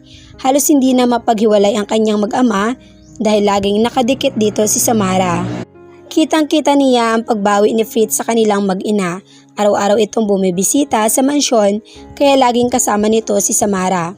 Lagi naman siya sa kanyang trabaho, lalo na't siya na ang bagong president ng mga negosyo at ari-arian ng kanyang abuela. Madalas nang masama ang pakiramdam nito kaya siya na ang pumalit dito. Lagi naman siyang hinahatid sundo ni Fritz at madalas ay kasama pa nito si Samara sa tuwing susunduin siya nito sa gabi. Mabilis lumipas ang mga araw hanggang sa sumapit na ang 2 buwan, isang granding kasal ang ginanap sa Manila Cathedral. Lahat na importanteng tao sa buhay ni Samantha ay naroroon. Pakiramdam niya ay siya na ang pinakamasaya at maswerteng babae sa araw na iyon. Dahil sa wakas ay natupad na rin ang isa sa pangarap niyang maikasal sa lalaking mahal na mahal siya at mahal rin niya. Napakadaming nangyari sa loob lamang ng 2 buwan. Nagkaayos na sila ng mga magulang ni Fritz, humingi ng tawad ang mga ito at masaya rin pagkatapos malaman ang tungkol kay Samara. Tuwang-tuwa ang mga ito at laging ini-spoiled ng mag-asawang Aguilar, si Samara. Dahil nag-iisang apo lang umano ang kanyang anak. At nang minsang dalawin niya ang kanyang matalik na kaibigan na si Kala sa butik ay hindi niya inaasahan na makikita niya doon si Mika habang ito ay naglilinis ng sahig. Gulat na gulat siya dahil ang dating napakamaarte, mayaman at sopistikadang babae ay heto nakikita niyang isa ng janitress. Pawisan at halatang pagod na ito. Nagulat rin nito nang makita siya nito. Subalit ang labis na ikinagulat niya ay nang makitang lumuhod ito sa harapan niya habang humihingi ng tawad. Hindi niya in-expect na gagawin iyon ni Mika. Pinapakiramdaman niya ang kanyang puso at wala siyang makapanggalit o inis sa babae. Bagkus ay nakaramdam pa siya ng pagkaawa sa babae dahil alam niyang walang alam ito sa pagtatrabaho lalo na't sa paglilinis. Subalit kung ito man ang kaparusahang ibinigay ng Diyos para kay Mika, ay kakalimutan na niya ang mga ginawa nito at ipapaubaya na lang niya sa may kapal at ito na ang bahalang magparusa. Sa araw na rin na iyon ay nakapag-usap sila ni Mika. Hindi siya makapaniwala na magpapakumbaba sa kanya ang isang Mika Alvarado. Lumuhod ito ulit habang patuloy sa paghingi ng tawad at umiiyak sa kanyang harapan. Kaya bago siya nakauwi ay nagkaayos muna sila ni Mika. Pinatawad niya ito dahil ayaw na niyang balikan pa ang nakaraan at magtanim ng galit sa kanyang puso. Tutal ay pinatawad na niya ang mga Aguilar kaya papatawarin na rin niya ang mga Alvarado. Ika nga nila ay pass is pass. Tao lamang siya kaya wala siyang karapatan para hindi magpatawad. Ngayon ay heto siya, naluluha habang may ngiti sa labi at nakatuon lamang ang kanyang mga mata sa lalaking nagpupunas rin ng mga luha habang katabi nito ang mga magulang at ang best man nito na si James at maid of honor naman niya si Mira. Malaki na kasi ang pinagbubuntis ni Kala kaya ayaw na nitong maging maid of honor niya dahil nahihiya umano ito at ayos lamang iyon kay Samantha. Ayaw niyang mapagod ito, baka mapaanak pa ito na wala sa oras. Dahan-dahan siyang naglalakad sa red carpet kasama ang kanyang lola Leonora. Kahit mahina na ang mga tuhod nito ay pinilit pa rin itong maihatid siya nito patungo sa lalaking papakasalan niya sa harap ng Diyos at sa mga taong saksi sa kanilang pag-iisang dibdib. I'm so happy Apo dahil naabutan ko pang araw na ito na makita kang kinakasal sa lalaking mahal mo at mahal na mahal ka. Kung nasaan man ngayon ang nanay Susan mo at tatay Eduardo mo ay nakakasigurado akong napakasaya rin nila para sa iyo Apo. Basta lagi mong tatandaan, mahal na mahal ka ni Lola, okay? Mahinang saad ng abuela kaya mas lalong napapaluha si Samantha. Lola naman, bakit parang natatakot ata ako sa mga pinagsasabi mo? Mahal na mahal ko rin po kayo at lubos po ako nagpapasalamat sa iyo, Aniya. Alam niyang may sakit ang kanyang lola kahit hindi nito sabihin sa kanya at malubha na iyon dahil nahalata niya sa pamumutla at panghihina ng kanyang abuela. Nagsabi ito sa kanya na gusto nitong lagi siyang nakikitang masaya at ayaw nitong nakikita siyang may problema o nalulungkot. Nang kausapin niya ang private doctor nito, ay nalaman niyang kahit anong oras ay pwede nang mawala ang kanyang lola dahil nasa stage 4 na umano ang brain cancer nito. Hindi niya sinabi sa kanyang abuela na alam na niya ang tungkol sa kalagayan nito. Kaya naman magmula noong malaman niya ang tungkol sa sakit nito, ay lagi niyang pinaparamdam dito ang kanyang labis na pagmamahal at pasasalamat. Gayon rin ang mga kapatid niya at si Fritz. Alagaan at mahalin mo ang apo ko, iho. Huwag mo siyang sasaktan at pababayaan. Sa iyo ko ipinagkakatiwala ang prinsesa ko. Please, mahalin mo ang mag-ina mo. Mahinang saad ng Donya, sapat lang upang marinig ni Fritz. Pinapangako ko po, tugon ng lalaki. Habang kinakasal na ang dalawa, unti-unti namang pumipikit ang mga mata ng Donya. Ang araw lamang na iyon ang pinakahihintay niya para sa kanyang apo. Nang marinig niyang ganap ng mag-asawa ang dalawa, ay dahan-dahan munang nilingon ng Donya si Samara. I love you Apo, be a good girl, okay? Mahinang wika ng Donya at hinagkan sa pisngi ang inosenteng bata. Malawak naman ang pagkakangiti ni Samara nang bumaling ito sa matanda. Opo, mamita, I love you too rin po.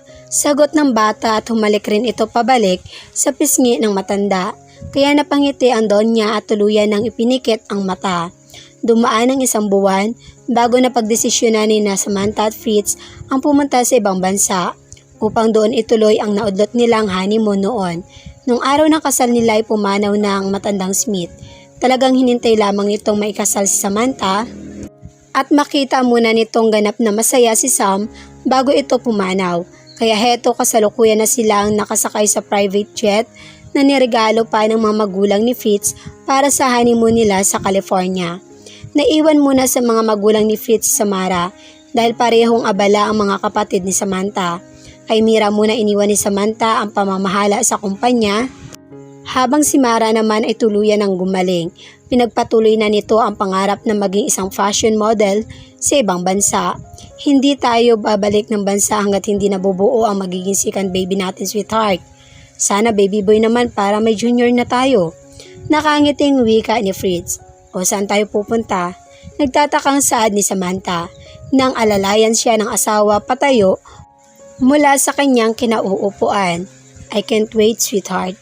Tugon ng lalaki at pumasok sila sa isang kwarto. Nagulat pa si Samantha kung bakit may kwarto doon. Kasya lamang para sa dalawa ang kama.